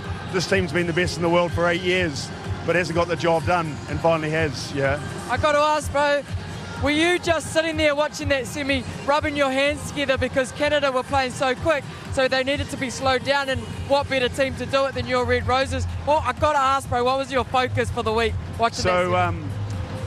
So I just thought that New Zealand and a lot of teams kicked too long and on them, so they just ran back and they got into their pick and go, and they were in this flow the whole tournament. So if you could see what we tried to do, we went to contestables, we tried to make them play rugby, we tried to make them think, and we went after them in Route 1, and our defensive job around the ruck was just extraordinary. Yeah. John, I know you don't like taking the limelight, and you're a man of few words, but enjoy this, because this is an incredible effort, an amazing achievement. Yes, I'm very proud to be part of it. Probably have a few beers tonight, I think. Yeah. John Mitchell speaking with Gabby Logan at the weekend, the England head coach after England's women won the Rugby World Cup with that sensational victory over Canada. And as you heard, a permanent and personal memento of that now after star fullback Ellie Kildunn gave him a tattoo at the beginning of the week. Coming up to 10 to 9 with Match Night on BBC Radio Suffolk. We're on air till 10:30. Had this from Stephen and Kerry from Brandon. Not much happening for Town in the final third. Set pieces have let us down. Our passing has to be better. The second half can only only get better. Let's hope so, and let's rejoin Che Wilson and Brenna Woolley for that second half at Ashton Gate with Town trailing. Yeah, same 22 players, no changes just yet, but of course they will come. They would have come even if Town were ahead in this game. They've got Palmer in goal off to our right, Ipswich, a back four of Furlong, O'Shea, Greaves and Davis. That's Matthew Siwa and Nunez. Then a three of McAteer, Akpom and Clark. Athon leading the line on a yellow card. On the bench, Walton, Taylor, Hurst, Philogene, Kiyuste, Kipre, Smodix, Young and Eggley. Vitek is in the goal off to our left for Bristol City. His back three, Tanner, Dickey and Atkinson. Atkinson the only goal scorer. Then it's McCrory, Viner, Randall and Borges, with Twine and Mametti in behind Riss. On the bench is Lumley, Armstrong, Cornick, Mayulu, Pickover, Robert Sykes, Hirakawa and Morrison. Played just underway here at Ashton Gate for the second half. Ipswich Town in their volcanic grey kits with the blue numbers, etc., up against the red shirts, white shorts, red socks of Bristol City. And it's Bristol showing some early intent in this second period. We were chatting at half-time, Che, myself, and saying woe betide Ipswich Town if they go 2-0 behind, because then we know exactly what Bristol City are going to do, like they did a lot of that first half, just get Memmi on the ball and make it difficult. Bristol City play it over the top of the Town back line. Matthew Siwa goes into a challenge from Mametti. The ball, in the end, finds its way back to Palmer, but only after it's crossed the line on the far side. So yeah, Town have got to find a cutting edge from somewhere, Che, haven't they? They sure have, and I was just thinking that, you know, it might be an opportunity when Bristol City are attacking, and, you know, if Ipswich Town regain the ball, they can break quickly, and it leaves a little bit of space for the attacking players to run into, rather than allow Bristol City to get into this low block. Nice play from Akpom, but then not the end product. His ball was short for Clark. Bristol City trying to play it forward for Riss. It was Twine there. His pass was off target. Well, that's allowed Ipswich Town to get a hold of the ball again through Mattis Siwa. A little bit more pace in the game there, because a lot of it in the first half was very pedestrian. Davis loses out to Tanner, snapping into a challenge. God, Stribber still very lively down below. It's barely inside his technical area in that first half. Here is O'Shea, giving it to Greaves near side. Greaves into midfield, and Nunez not quite finding Akpom, who possibly through no fault of his own was a spectator largely in that first half, the on loan Ajax man. Middlesbrough, on the far side, Bristol City have the ball, just kept in play, but they almost lose it. Here come the red shirts again. Mametti with a little drag back, goes through the legs of Matthew Siwa. Viner stands on the ball, almost stumbles off of it. Town win it back in a little congested little square of the field far side. Here it goes back to Palmer on his penalty spot, off to our right. Just that goal from Atkinson from the first corner kick of the night after 18, the only one that we've seen so far. Greaves up to Clark. Clark's touch infield is Matthew Siwa has to use his head to win it against Riss. Greaves again getting it briefly between the lines to Nunez, but closing down for Bristol City. Clark running down this touchline with his pink boots on, trying to play it forward to Athon, knocked off by the knee of a City defender. Kieran McKenna plays ball boy and gives it to Leif Davis. And the derby build-up will start the matchday preview between 6 and 7 o'clock on BBC Radio Suffolk with Graham on Friday night. Plenty of other programmes as well, it has to be said, on BBC Radio Suffolk, building up to Sunday's showdown, and then full match commentary of that game. We're on air from 11 on Sunday morning as Bristol City try their luck down the far side there left. It's gone out of play though, the ball. Throw into Ipswich with 3 gone in the second half. Town have it pretty much on the edge of their penalty box with Dara O'Shea. Just checks back, gives it forward to Matthew Siwa. Nunez now finds Greaves. Here is Leif Davis. Town at the moment heading towards their second defeat of the season. Touched in field by Clark, intercepted by Viner. Out it goes. And again, Kieran McKenna gives chase and gets the ball to Leif Davis. Greaves back towards Palmer. It's now O'Shea. O'Shea along the deck to the far side, and McAteer. Seen much of him really. It's nothing in an attacking sense. Here he is again on the ball. McAteer touches it infield, tries to get the return from Furlong. Eventually, the referee I think has given the free kick for the barge that saw McAteer go to ground. This has gone for the give and go, and he's just been body checked and gone down, and they've got a promising position now to put the ball in the box and ask questions of the Bristol City defenders and goalkeeper. And we were talking at half time how it's quite comfortable for the Bristol City back three, because they haven't really had to defend crosses coming in with pace, and the bombardment, really everything was in front of them. So it's another question they can ask of Bristol City. Nunez over on the far side, the Ipswich right. He's got quality. We're seeing some of that now from the Chilean. His right hand's in the air. Forward he comes with this free kick, and it fizzes, headed away by the first defender, cleared fully by the second. Matusiwa is there to control it. Had the option of Palmer, but has kept the ball alive inside the Bristol City half with Clark. Rolls it square to just south of the centre circle. Town have it with Matusiwa into the path of Nunez. He'll be disappointed he didn't beat the first defender with that last set piece. Here he is once again. Infield to Matusiwa. Akpom gives it back to the Town midfielder. Matusiwa finds Greaves. Davis down this left-hand touchline. Infield to Clark, holding off Tanner. Clark, little give and go to McAteer. McAteer into the box to Akpom. Athon wants it. Akpom's gone down in the box. It's got to be a penalty, and it is. Penalty kick to Ipswich Town in front of their supporters. Akpom upended in the box, and the referee pointed immediately at the spot.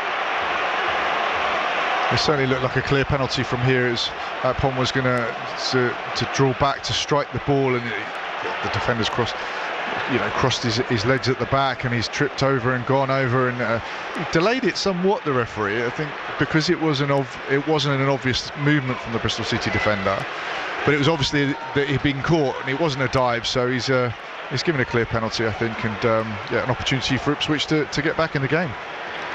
It is indeed. 3 or 4, if not more, Ipswich Town players went straight to the referee, so there's a little fear in my head that he hadn't actually given it, but he has. I don't quite know what they were complaining about. Darragh O'Shea hung around for a while. Well, Jack Clark has already scored one big penalty against Derby this season. The pressure, the honour falls upon his shoulders here at Ashton Gate to try to get Ipswich Town level after 7 minutes of the second half here in the West Country tonight. Vitek, the big presence on his goal line, waits. The referee's blown his whistle. Forward comes Clark and scores right down the middle. Vitek went off to his right hand side, and parity is restored. Bristol City 1, Ipswich Town 1. It certainly puts a little bit of a different emphasis on the game now. Bristol City have got to come out, and it might play into Ipswich's hands, where Bristol City are going to attack a little bit more, threaten a little bit more, and put players forward a little bit more, where Ipswich on that transition can go and break on Bristol City. So I think it's what Ipswich deserved, and I'm excited to see the remainder of the game now. Yeah, see how Bristol City now, how Ipswich Town do as well now, but also Bristol City can't sit back on that lead anymore. It was essential that if there was to be, hopefully there was going to be a second goal, that it came from Ipswich Town. As we were saying earlier on, it would have possibly been curtains had it been Bristol City that scored it, but Clark stepped forward and banged it straight down the middle. 2 out of 2 for him from the penalty spot this season. It's his 3rd goal overall. Thrown on the far side will be taken by Darnell Furlong up towards Athon, headed away from him by his marker Atkinson. Bristol City have it on the far side. Red Army is the chant from the home crowd. Long way still to go in this game. On the left hand side, Mametti drills a good looking ball into the box, volleyed away by Leif Davis as Randall tried to get onto it. Nice turn on the far side, but the player's tripped by Matusiwa, and it's a yellow card for him, which is his 4th of the season, so just one away from a 1-game ban.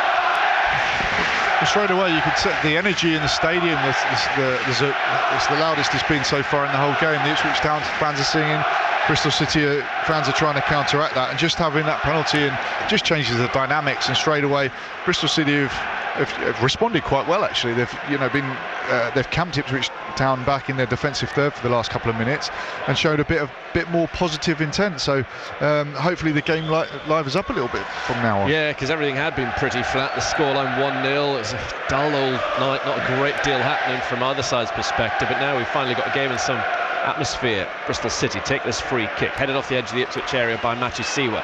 Sykes is about to come on for Bristol City, their first change. Gerhard Struber has seen enough, has been starting regularly, Mark Sykes. Bit of a surprise he didn't start this game. Bristol City crossing the Ipswich area. Matusiwa again wins the header. Needs to be fully cleared by Leith Davis. Just checks who's around about him and then drives it up to halfway. Tanner with a nice touch in field. Twine then gives it back to Dickey. Bristol City can no longer just go through the motions. Crowd is certainly getting behind them. I feel aggrieved. Their side no longer leads this game. I think they've recognised that it's certainly a dangerous strategy if you're just going to try and soak up pressure for the game, that, you know, it could cost you, and I think they're trying to encourage the team to really get on the front, encourage Bristol City to get on the front foot and really go after Ipswich and not just soak up pressure and hope for the best. Playing it around inside the penalty area. Palmer, Greaves and O'Shea passing it inside that box. Matusiwa slips but is able to control it to Nunez. Now on the halfway line, furlong for Ipswich Town. To the right, McAteer. Ipswich Town with a spring in their step. Ball breaks back. The challenge on the far side by Borges, but Ipswich Town regain possession of the ball. The scenario just prior to this was exactly what I was talking about. They managed to break the lines deeper on the pitch and managed to get McAteer in some space on the right hand side. Sadly, he couldn't beat the Bristol City player, but it was more positive from Ipswich and had a bit more space to operate in. Town trying to be a bit more positive now, but Bristol City get it away. Hopefully going to be better as a spectacle from now on in. Here comes Sykes, who's been playing as right wing back. It is going to be a like-for-like switch. He is going to replace McCrory on the far side of this field. Mark Sykes, one of the many ex-Oxford players in this Bristol City squad. Republic of Ireland international, so he knows all about Casey McAteer and Dara O'Shea, Sam Schmoddix, Jack Taylor. With a strong Ipswich Town contingent, no doubt heading off on international duty. Already Eggerly's been called up, Nunez has been called up, Hurst in the Scotland squad. A lot of players around these international breaks nowadays, Ipswich Town. Sykes, infield to Randall, forward to Riss, he's got a runner in the middle. Mametti wants the early ball, didn't come in early enough for him, and eventually when it did come in, it was blocked off by O'Shea and out for a corner. It was a little bit of a hopeful ball forward, so it was pretty much the only thing that I think Weiner, the only pass that Weiner could play, and he's put it in behind. The timing was really good from Reece Jakobsen, and they've got a corner from it, so a bit better from Bristol City. Corner kick to Bristol City, trying to regain the lead in this game. 3 minutes shy of the hour mark. Ashton Gate louder than it's ever been tonight. Twine on this corner kick, the number 10, knocks it in, headed away off the near post. Sorry, kick to Ipswich Town. Sorry, Bruno. Now it's Ipswich's turn to have a low block. They've got 11 players in the penalty area, so sometimes my sort of philosophy is, well, actually sometimes you've got to have a little bit of a gamble, because once you clear the ball, you need to maintain possession high up the pitch. Otherwise, you're asking for trouble. It's going to come straight back at you. So sometimes, leave one up, see what they do. They usually leave. If you leave one up, they usually two back. Sorry. If you leave two up, they usually leave three back. So it's just how brave are you? That's it. It does come down to bravery, doesn't it? It's Bottle. Here is Matusiwa. Tanner played out from the back, but only so far. It's back with Leith Davis, who goes square to O'Shea. 1-1 if you're just rejoining us on BBC Radio Suffolk. After the half-time interval, Akpom was upended in the penalty area. Jack Clark converted from the spot. Listen to full match commentary live on BBC Radio Suffolk. Forward from Greaves, headed away from the back by Tanner. Here is Sykes playing it off Davis, just kept in. Matusiwa, Rob Sykes, good play from the Dutchman, up towards Athon, trying to turn his man. It's jabbed out by Tanner for a throw-in. Trying his best to hold the ball up, and it goes up to him, Athon. Very difficult for him up there tonight on his own. Here is Matusiwa in midfield, on to Nunez. Davis, well, that's wayward. Athon will give chase, but it was always going to be Dickey, the hot favourite, to clear that one away.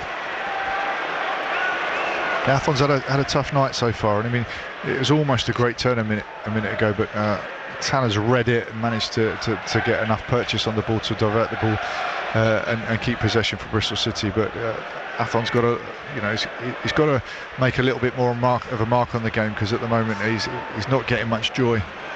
Bristol City coming forward with Mehmeti outside the town area, puts it round Nunez, but intercepted well, read the game well there, O'Shea. Clark is brought down by Tanner, who vehemently disagrees with the referee's decision. Head in hands, very melodramatic, but the referee has made his call. Actually finished the last 4 seasons, have improved each year, season on season, Bristol City, and last year actually was their highest championship finish for 17 years, so heading in the right direction. But tonight, though, they've been pegged back. Matthew Seaworth through a little gap, giving Greaves a bit too much to do. Sykes has clipped it forward. Palmer will get there ahead of Sykes and clear it up to the halfway line, left-footed. Athon climbs, so to Tanner. Tanner wins the header. Matthew Seaworth's guided header to the left, finds Greaves. Greaves down the line to Clark. Clark's holding on to the ball, running with it up to the edge of the area. Overlapping is Davis. Good play from the two. Davis' ball into the middle is excellent. And it's turned out behind by Borges, but that was a chance for Town. Much better. Leif Davis has brought a ball down and he's played the ball forward really positively. Jack Clark's attacked the space, and he's suddenly, instead of seeing a wall of red, he's got a bit of space to run into, and the Bristol City, I think it was Tanner, was backtracking. Overlap came in, ball comes in the box, and it's caused Bristol City all sorts of problems, and Ipswich Town have got a corner now. Bristol City midfielder Harawaka is stretching down below. No sign of a Town change anytime soon. Corner kick to Ipswich. Davis to take it. Town trying to go ahead for the first time in this match. It's a high looping one beyond the far stick. O'Shea recycles it with a nod into the middle, but caught by Vitek just off his goal line. If you want to get in touch with us on match night tonight, we're on air till 10:30. Your call's very welcome. Have a chat to Che and Graham on 0800 141 2121. You can text 81333. Start those messages SFK. Also pop SFK at the start of your WhatsApps. They're to 08000 321 333. Of course, you can email me any point during the week ahead of Monday night's Blue Hour programme on BBC Radio Suffolk. Brenner at bbc.co.uk. O'Shea finds Nunez. Smoddock's just jogging back to the bench down below us. No sign of him just yet taking off his yellow bib. O'Shea has the ball at the back for Ipswich Town. Forward it comes up towards Athon. Athon controls it nicely on his right thigh, then scoops it to the left, and Davis chests it forward, runs into the space inside the area. Davis into the middle, and it's just past the post. It might even hit the outside of the post from Town. Bristol City appealing for a goal kick, I think, but the referee's awarded a corner to Town. Great pass. I think it was O'Shea who's drilled a 40-yard pass into Athon, who's brought the ball down really comfortably, brought Leif Davis into it. It's been really positive. Cut in, got behind Sykes, and I think Sykes has not quite got up to the speed with the pace of the game yet, and it's caused problems in the Bristol City rearguard again. So positive from Ipswich. Nunez with his corner towards the far stick, headed down by Greaves. Vitek drops on it. There's the Town player in there. McAteer was hoping for a spillage and a toe poke in from just a couple of yards out, but Vitek stood strong, still has the ball. Yeah, more movement from the Bristol City bench than the Ipswich Town one down below us. Harakawa certainly getting some instructions from a member of Gerhard Struber's staff. Bristol City trying to play it out from the back. Actually run out of pitch on the far side, and Town get an attacking throw-in. Let's go back to Graham at 1-1. All change at Bramall Lane. Southampton now 2-1 up at Sheffield United. Well, that's two teams that really need a win there tonight. Two teams that could do with a win here as well, but at the moment it's even Stevens between these two sides. Sinclair Armstrong is also coming on, I think, for Bristol City. He's a real big battering ram of a centre-half. I remember him playing well for QPR against Town a couple of years ago. Furlong with a long run-up and an equally long throw, headed away off the near stick by Atkinson. Nodded back into the middle by a Town player. Out as far as Davis, who strikes, but pings off the knees of Twine. All the way to Palmer, who's midway between the edge of his area and the halfway line. Gives it short to Nunez, who briskly made himself available.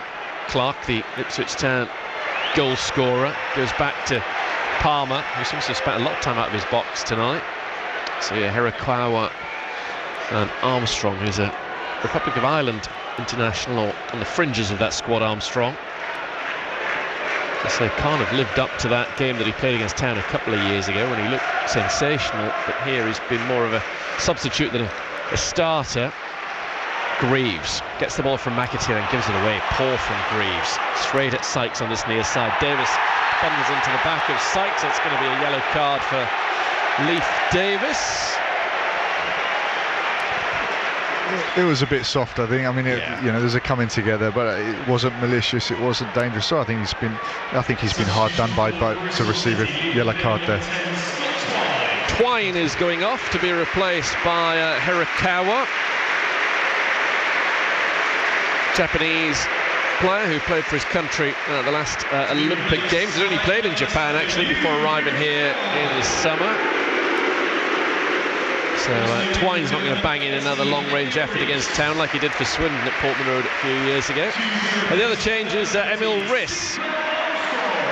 So Sinclair Armstrong will replace Riss up top. Armstrong still just 22. Play about to resume. Well, I think Gerhard Struber has seen that, you know, the momentum shift after the goal. Bristol City had a few minutes where there was a bit of sustained possession, and then Ipswich started to turn the screw a little bit, got a little bit more momentum, and I think mistake by Vitek. Sorry, Jake, you got away with no problem at all. I thought there was a chance there, but I think the managers from Bristol City has noticed that Ipswich are getting on top, getting a bit of momentum. And you can tell with the tension in the stadium that I think the crowd are acknowledging that as well, and that's hence why he's made the changes. Throw in for Bristol City, who scored the only goal of the first half. Town have got the only one of the second. There's from a corner, Ipswich is from a penalty. Clark with a strong header forward, easily dealt with by Dickey at the back for Bristol City. And Atkinson, a real pair of units, two former Oxford players. As Kieran McKenna gives Leif Davis the ball underneath us. Can Ipswich Town kick on and win this game? They doubled Bristol City the last season they played at this level. 1-0 here. I mentioned Nathan Broadhead with a goal. That was 3-2 at Portman Road. Al-Hamadi Chaplin and a late winner from Leif Davis on that occasion gave Premier League bound Ipswich Town all 3 points. There's a chat going on just off the Ipswich Town bench. Kieran McKenna at the heart of it. I would imagine about what changes are coming. Machasiwa curls the ball off the outside of his right foot to McAteer in the middle. McAteer gliding away from Hirakawa, trying to play it through to Athon, who's caught from behind by Tanner. Kieran McKenna's hands go up in the air, nothing doing from the referee.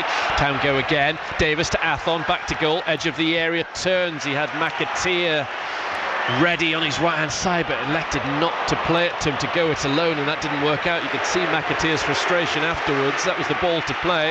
Sykes trying to get Armstrong in behind. Greaves goes to ground and deals with it. Things liven up once more live on BBC Radio Suffolk, heading towards the final quarter of this match. Sykes with a throw-in for Bristol City. McKenna calling towards his subs. Che. Yeah, I think it looks like there's some movement down on the bench, and he's indicated just to go and have some warm-ups. But I don't think. I think Bristol City are not. They're being a bit more ambitious, but they're not really causing Ipswich any problems. So, you know, Ipswich, the state of the game at the moment, in the context, is Ipswich will be really disappointed if they don't get a bit more out of this game in the final quarter. Here is Viner trying to play it through Nunez, which was never a good idea. Hirakawa had made a central run. To be a bit cuter with that delivery. Hurst heading back towards the bench. His vest's coming off. George Hurst coming on for Athon, one would imagine, in the next few minutes. As we keep saying, Ipswich Town have such strength on the bench. Real game changers, players that can go on and take all 3 points. Davis has knocked down Sykes. Referee says play on. Town certainly don't want Davis to get a second yellow card and miss Sunday, with no like-for-like option to take over from him. Free kick on the halfway line to Bristol City. Players being called back. Kiyusto might be getting called back. Philogene surely is going to get called back. You can see some action. Bristol City on halfway. 21 minutes to play in this championship match. It's a fairly lengthy run from Atkinson, bundling his way through. He's hardly a flying, jinking winger, but he's got to the dead ball line before eventually falls over.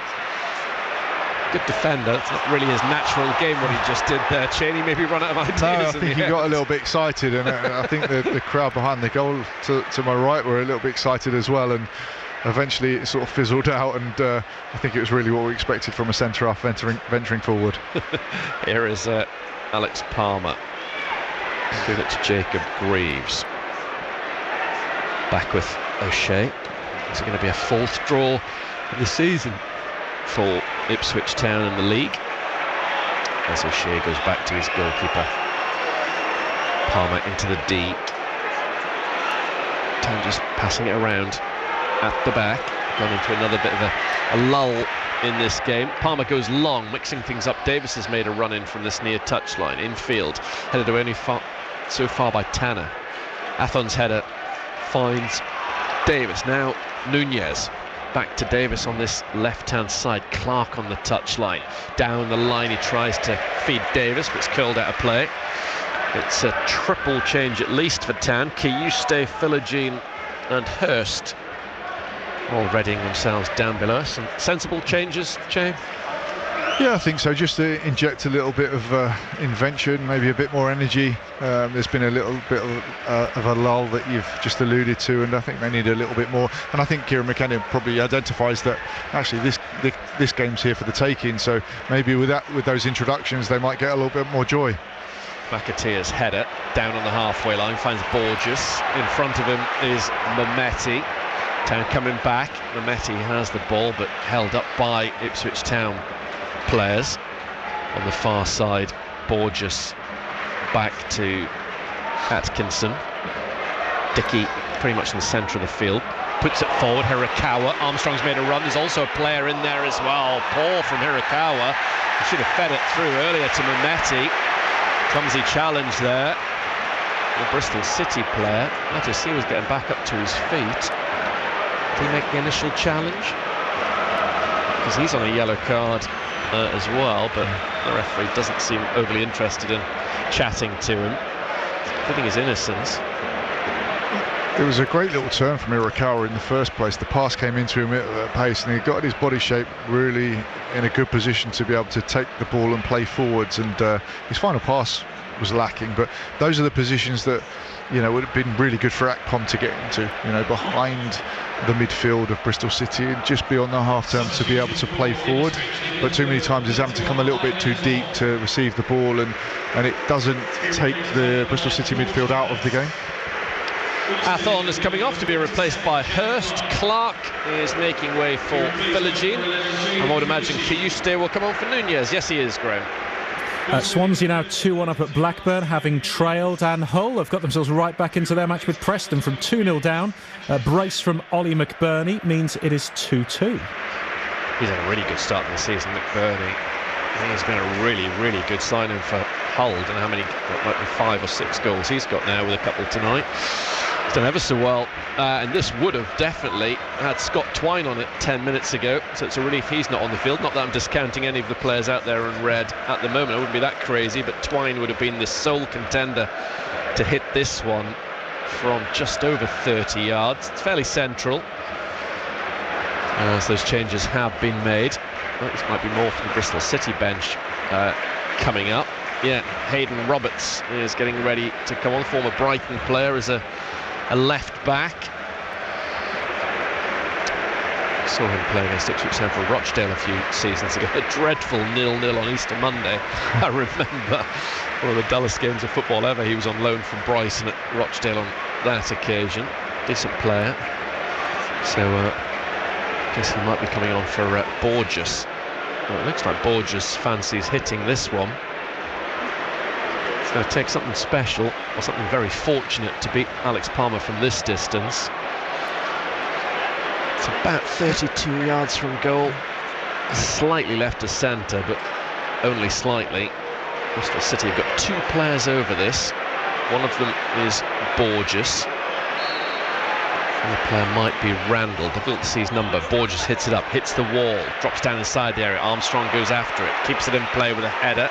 No, he can't. His header is nodded it out eventually for a goal kick to Palmer.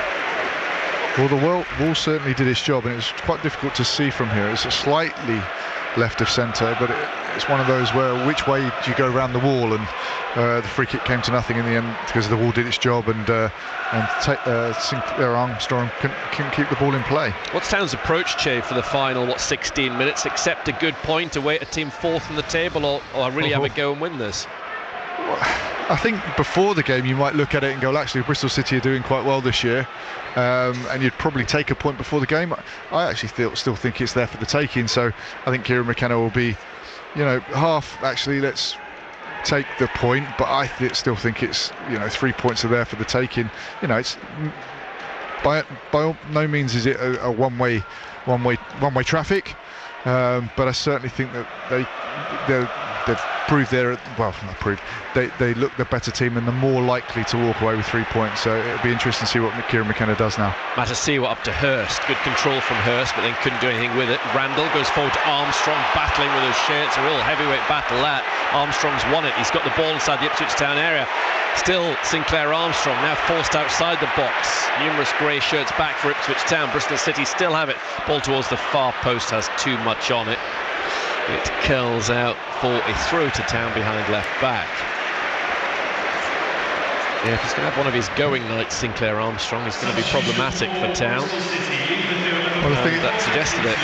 It's one of those for the centre halves. I think it was O'Shea that was marking him, and he's managed to gain a yard, and he started cutting in, he's backing into his own box, and he's in trouble. As soon as you start backing into your own box and you're you're backing up, it's very, very difficult to stick a foot out when the ball presents itself, so you always run the risk of giving a penalty away, but it fizzled out for no problems with it for Ipswich. Smodek's about to come on for Akpom, one would have thought. Anyway, back at his former club, Sam Smodek's looking for his first goal of the season. Hopefully with his first ever home goal for Ipswich Town this coming Sunday. Town have to do some work on the edge of their area. The ball dropped down from Mehmeti, gets a little shove in the back from Dara O'Shea. Bristol City still eventually get the ball out to the far side with Borges. A couple of times he's shown he's got good delivery. It's with Mehmeti, who crosses into the Ipswich area, palmed away by Alex Palmer. Almost given away by Bristol City. Philogene blocked off, sensing chance to cause a bit of a threat. Davis trying to poke it up towards Hurst. Here is Kiyuste shielding the ball away from Hirakawa. Down the line to Philogene. Lovely play from Philogene. Excellent from him. Putting it forward. Vitek's out of his area. In the end, he can backtrack and wait for the ball to arrive. If Davis gave up on that one. And Vitek has the ball. We're into the final 13 minutes, just about, on BBC Radio Suffolk. Exactly 77 minutes gone at Ashton Gate. Long forward from Viner. Mistake header from Furlong inside the Ipswich Town area, left of centre. Bristol City in the middle, it comes towards Armstrong. Great defending from a Town player coming back towards his near stick. That was Jacob Greaves. It was exceptional. Could have easily been 2-1 Bristol City. Play continues. City still have the ball outside the Ipswich area. Goes square towards Randall. Turns, thought about the shot, held on to it instead. Now Viner. Town camped in the box off to our right-hand side. Bristol City posing a threat. Borges with a pull back. Akpom intercepts, but gives it away. Maybe a chance for Mehmeti. He gets underneath it and it's over the bar. Oh, thankfully, Akpom almost with the accidental assist there for Bristol City. That was worrying, Che. It was. He sort of lost his bearings a little bit. His first touch didn't quite go where he wanted it to go. It was stolen off of him, and luckily the ball sailed over the bar, but it was a worrying moment for Akpom. He was now coming off to be replaced by Smodek's, Graham. Sheffield Wednesday 2-1 up at Birmingham City all of a sudden, and Nathan Broadhead for Wrexham. They are level 1-1 at Leicester. Sheffield Wednesday, though, incredible what they are doing in the face of adversity. It's crazy, really impressive stuff. Clearly very strong personalities with the right attitude at Hillsborough. This very inexperienced squad, many of whom don't seem to be getting paid very often. Anyway, here it's still 1-1. Not the worst result at all on Ipswich Town's travels away to the team fourth on the table at this stage of the season. Here is Leif Davis out towards Philogene. Going to be playing as well as anybody in the Championship at the moment. Rotten Q's given the ball away. Bristol City get the ball up to Armstrong. Here is Hirakawa in behind for Armstrong. Wide right, probably needs support in the middle. He's held on to it Pulls it back, controlled by Mameti, still Mameti. Good defending from Furlong. Out as far as Viner. Viner strikes, blocked by Kayuste. Bristol City still have it, then taken off the toes of one of their players edge of the box. Kayuste runs into traffic, but the ball pings back to Matus Siwa. I wouldn't rule out a winner in this game, although I wouldn't like to say whether it'll go for the Reds or the Blues. At the moment, the Reds, Bristol City, certainly having a little spell. Ball in behind for Armstrong, who's been allowed to go! Blocked by Palmer. Goodness me, he got Dara O'Shea out of a hole there. That looked very sloppy, very sleepy from the Ipswich Town captain. It was. I mean, the changeover happened really quickly, and 1 minute Ipswich had the possession of the ball. It was quickly dispossessed. One pass in behind, and I think Sinclair Armstrong will be a bit disappointed that he hasn't stuck the ball in the net. But certainly worried. But a great save from Max Palmer. Yeah, Palmer did well. Really got his captain out of jail. Yeah, Armstrong's looked a threat since he's come on. So he was absolutely terrific against Ipswich Town a couple of years ago. I remember Mick Mills and myself been really impressed with him at QPR. Came here, he hasn't done masses since then, but clearly enjoys playing against Ipswich Town. Well done, Alex Palmer. And just before that, well, a few minutes before that, just well done this man, Jacob Greaves. Almost saved a certain goal, heading back towards his own goal line. City. Better spectacle at the moment, a bit more pace and life about this game finally, as we're into the final 10 minutes on BBC Radio Suffolk. Kieran McKenna's thoughts to come before 10:30, also hopefully those of an Ipswich Town player as well. Town's next game, East Anglian Derby on Sunday. Mick Mills alongside me for that particular fixture. Match day on air from 11 o'clock, as these games tend to be. It's a midday kick-off. Town trying to beat Norwich for the first time, of course, since 2009. Been way too long. As Philogene battles Sykes. Philogene comes away with the ball. Played forward by Randall, but out of play near side. Throw to Ipswich. The game has certainly become a bit more of a spectacle. I know at half-time we were saying there wasn't a lot to talk about. The energy's been raised, and both teams are going for it a little bit more now.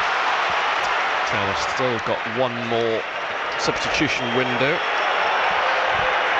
Now that Smodix has come on, whether we'll see Eggerly or not, I guess is the main question. Bristol City have got a man down over on the far side of the field who's going to require treatment. Somebody's been called back.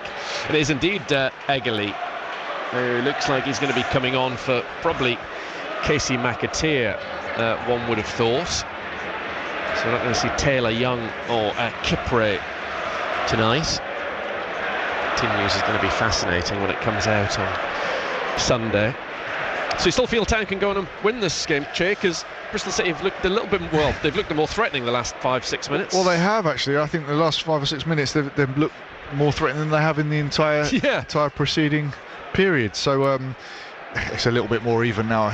I still think Ipswich will fancy their chances, but the Bristol City have created a couple of chances, and they'll be probably a little bit disappointed that Armstrong hasn't stuck the ball in the net, and they're 2-1 up again. So as it stands, I could imagine with 8 minutes to go, Kieran McKenna's probably thinking, well, actually the momentum swung a little bit in Bristol City's favour. Maybe a point here isn't such a bad result. So an exciting 8 minutes to go. Agley coming on. I guess if Kieran was sticking rather than twisting, and he fancied fresh legs far side, he might have gone with Ashley Young perhaps, or done something a bit more defensively minded, but he's gone with Eggerly to can possibly still sense that his side could come away with an extra couple of points from this one. 7 to go as things stand. Jack Clark, the only goal scorer in the second half, levelling things up after Akpom had been tripped after 52 minutes.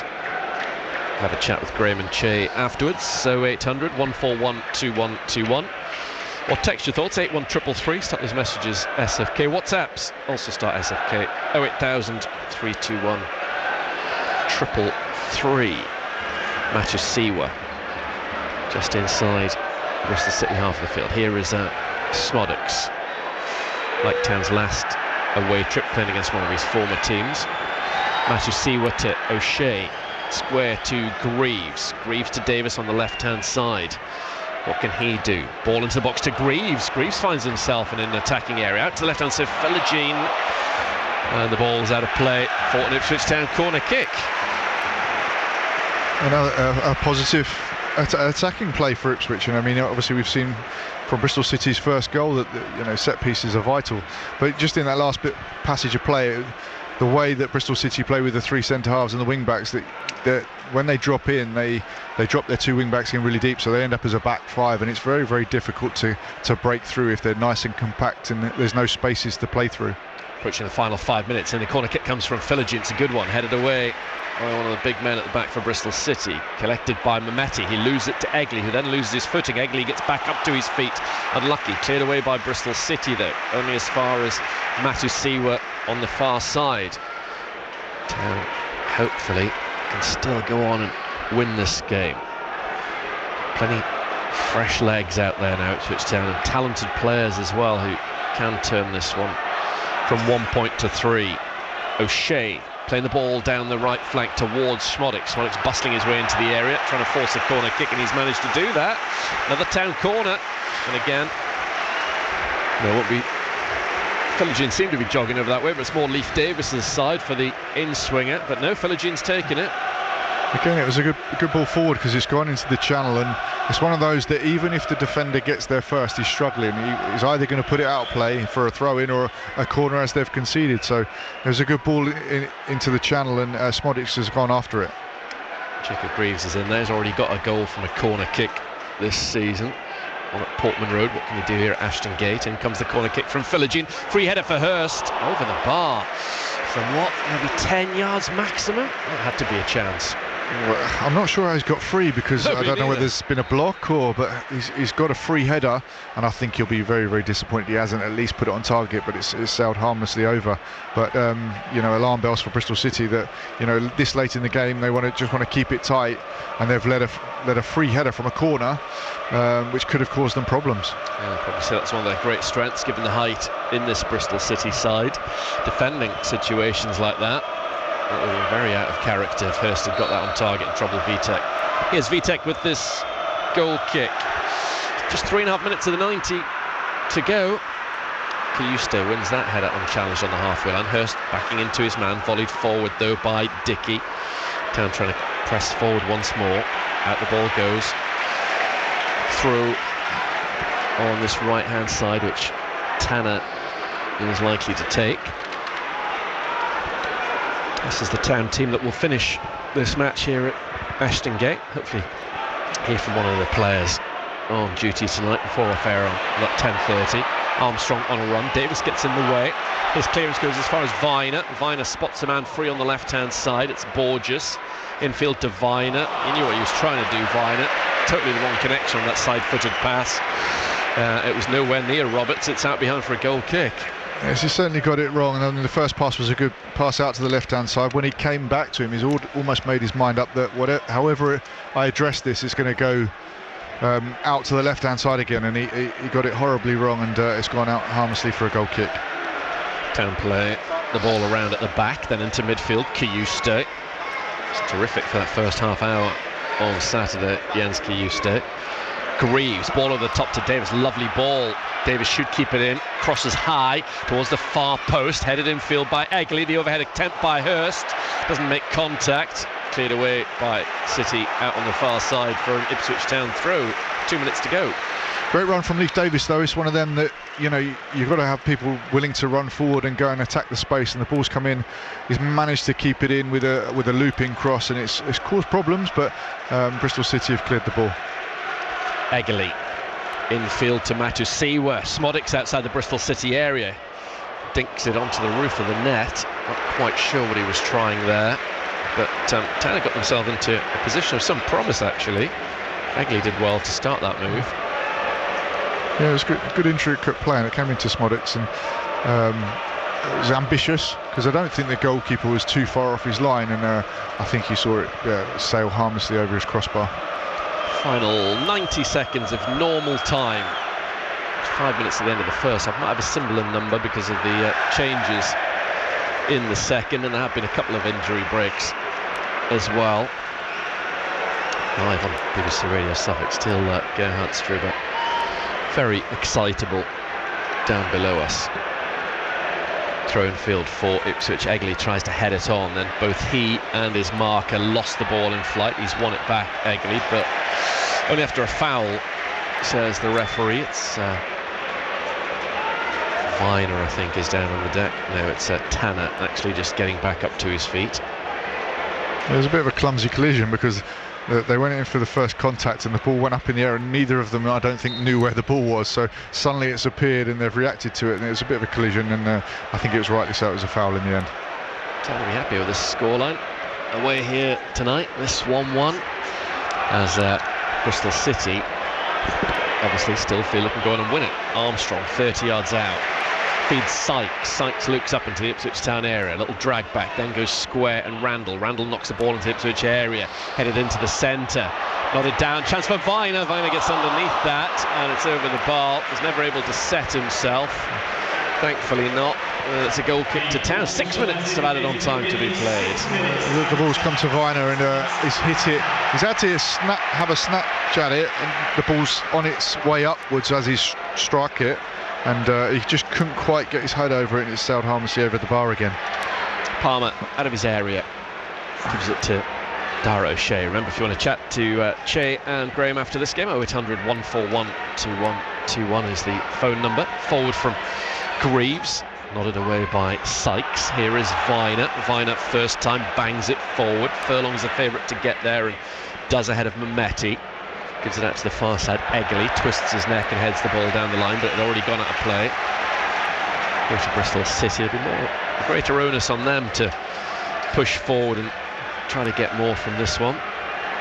Yeah, it's had another lull, and it got a little bit scrappy, I think, the last few minutes. And as you just mentioned, Brenner, Bristol City, if they win tonight, they can go. I think they can go second if results go their way. So they'll be pushing for a win, but it's still quite even, to be honest. The last 20 minutes have been quite scrappy and quite even between the two teams. Houston with head forward, looking for Hurst, intercepted though.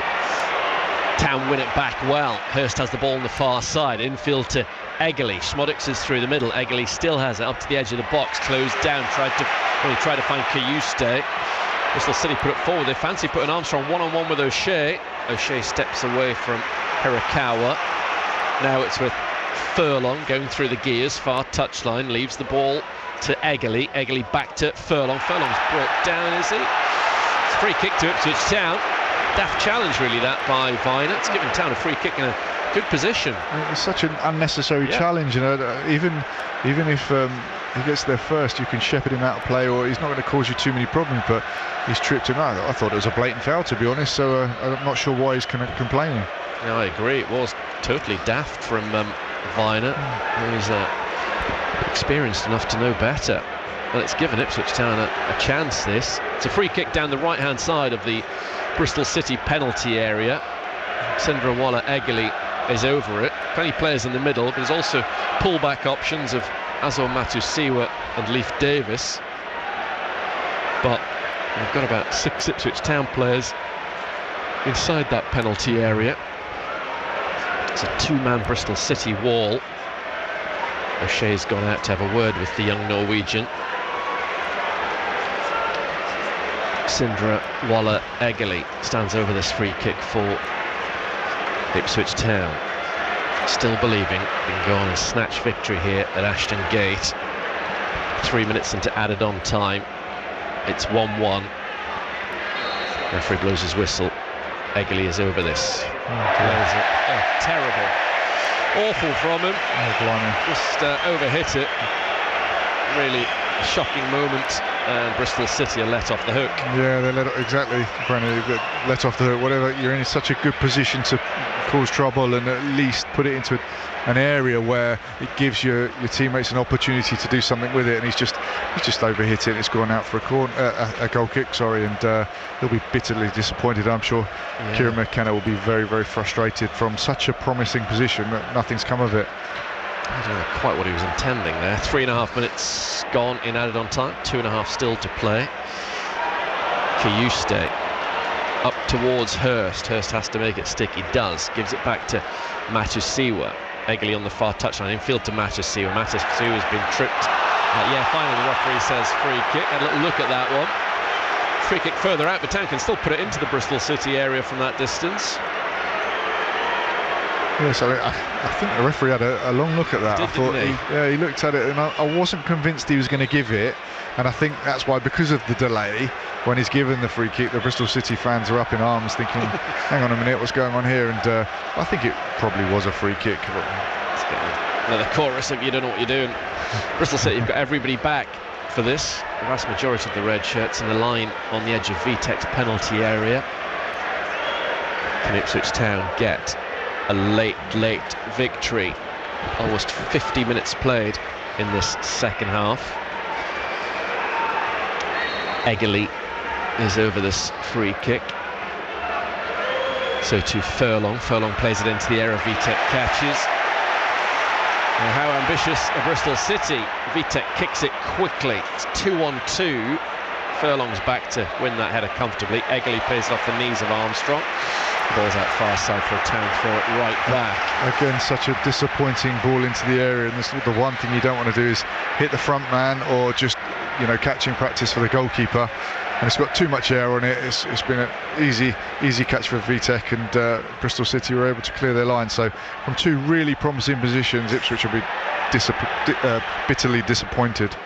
Final minute of the added-on 5. Smodics closes down Viner on the halfway line. Eggley is out-jumped. Randall tries to get up to Armstrong. Can either side fashion a clear-cut opportunity in this last 40 seconds? Philogene wins the ball, but he's in a foul challenge, says the referee. He was only 10 yards away. Philogene trips Roberts. Well, if there is to be a winner in this game, it's going to be very, very dramatic. Bristol City pushing people forward. According to my watch, when this is taken, the added-on 6 minutes will be up. At the moment, it's a 4th draw in 7 games for Ipswich Town. This is a very high line that Ipswich have holding, and Bristol City free kick into the Ipswich Town area. Hirakawa has it, has a chance to cross, pings it beyond the far stick. There are players there. Man goes down in the box. A Bristol City player's gone down. Play continues. The referee uninterested. It was Roberts. Town still have people back defending. Low ball into the centre, volleyed away by Mattis-Sew. Pulls the handball against Philogene. The referee's going to blow his whistle for full time rather than a late penalty. He's going to his pocket for a yellow card for Armstrong, who's just been calmed down. He's having to be held back. Armstrong has really lost his rag, but in amongst all of that, the two managers shake hands, point apiece, a goal apiece tonight as well. It's finished 1-1 here at Ashton Gate, so no third consecutive win for Ipswich Town, but a decent point on the road this Tuesday night in the West Country. Fair result overall, do you think, Che? How do you sum that one up? I think probably in hindsight it probably was. I don't think either team did enough to win it. Up until probably about 60 minutes, I thought Ipswich slightly edged it. Then after the goal, after the equaliser, Bristol City started to show a bit more invention, and started to explore opportunities higher up the pitch, which opened the game up a little bit, which allowed Ipswich to hit them on the break a little bit. And but there was a few opportunities, but it just lacked a little bit of quality, and I think it summed it up with the 2 free kicks for Ipswich at the end there. Great opportunities to create something and ask questions of Bristol City, and 2 harmless free kicks that have come to nothing. So probably at the end of the game, it's probably a fair result. And overall, I guess, a decent point away to a team that's 4th in the Championship. Yes, oh definitely. I mean, Bristol City are flying at the moment, and I know they've had a couple of indifferent results over the last couple of games, but they were 4th going into this game. I'm not sure where they sit now, but having the opportunity to go 2nd, it just says that Bristol City are going to be a force to be reckoned with this year. And to come to Bristol on a Tuesday night prior to a reasonably big game on Sunday, I think they'll be happy with a point today. 2 players made their full league debuts from the start. Even Athon up front, and also Marcelino Nunez. How did those 2 do when they were on? I think they did okay. I mean, it was never going to be a game where anybody set the world alight. And Athon, he had his hands full with the 3 centre halves. They were comfortable at times, and it's very, very difficult for a centre forward when the opposition sit in a low block. It's very difficult to find those pockets, and there's no space to run in behind. So he did okay. He he certainly didn't set the world alight. And Marcelino Núñez, he's a tidy footballer. We know that he can pass the ball over 10 yards and over 40 yards, but just lacked a little bit of quality. And I think he might be a little bit rusty. But you can see he's once he gets up to speed, he could be an asset for Ipswich Town. How important is it that Town have got something from this game ahead of Sunday? They're not going into that game off the back of a defeat. I think it's vital. I mean, the last thing you want to do is go into a local derby that you haven't got a decent result in for quite a while. You certainly don't want to be going into that. The confidence might have been hit if they've been beaten today. It's a reasonably positive result, so they can work over the next few days and get ready for Sunday's fixture. And as someone that knows both clubs very well, Ipswich Town and Norwich, how do you view Sunday? It's obviously an exciting fixture. Luckily a few years ago I was involved in one of the local derbies, but it's always a fixture I look out for, and every football fan in Norfolk and Suffolk are itching for these fixtures to come along. So Norwich certainly haven't, from what I've seen of Norwich this year, they haven't set the world alight. Ipswich, from what I'm seeing today, have certainly got some promise, but don't seem to have really got going just yet. So it might be two teams that just cancel each other out, but you're always guaranteed there's going to be passion and fight and atmosphere. So I'm excited to be watching it on ITV. And longer term, Ipswich Town this season, I know it's difficult to judge, it's now impossible to judge on one 90-minute performance, but you think they can kick on and get themselves back into the mix, in little bits and pieces perhaps tonight in general? Yeah, I think so. I mean, obviously tonight was a little bit indifferent. There wasn't a lot of excitement, but the manager's made a lot of changes, which sometimes it can, you can be a genius if you make those changes and everything goes swimmingly. But today it was a little bit disjointed. 6 changes may have played a part in that. The lads that came in did okay. But it's a tough game. Bristol City away is a tough game, and I think they'll have some better opportunities moving forward to really stamp their authority on the Championship this year. Thank you so much for your help tonight. Che's hanging around Pleasure. to take your calls with Graham on 0800 141 2121 when I pop downstairs to speak to Kieran McKenna. But it sounds 1-1 draw with Bristol City.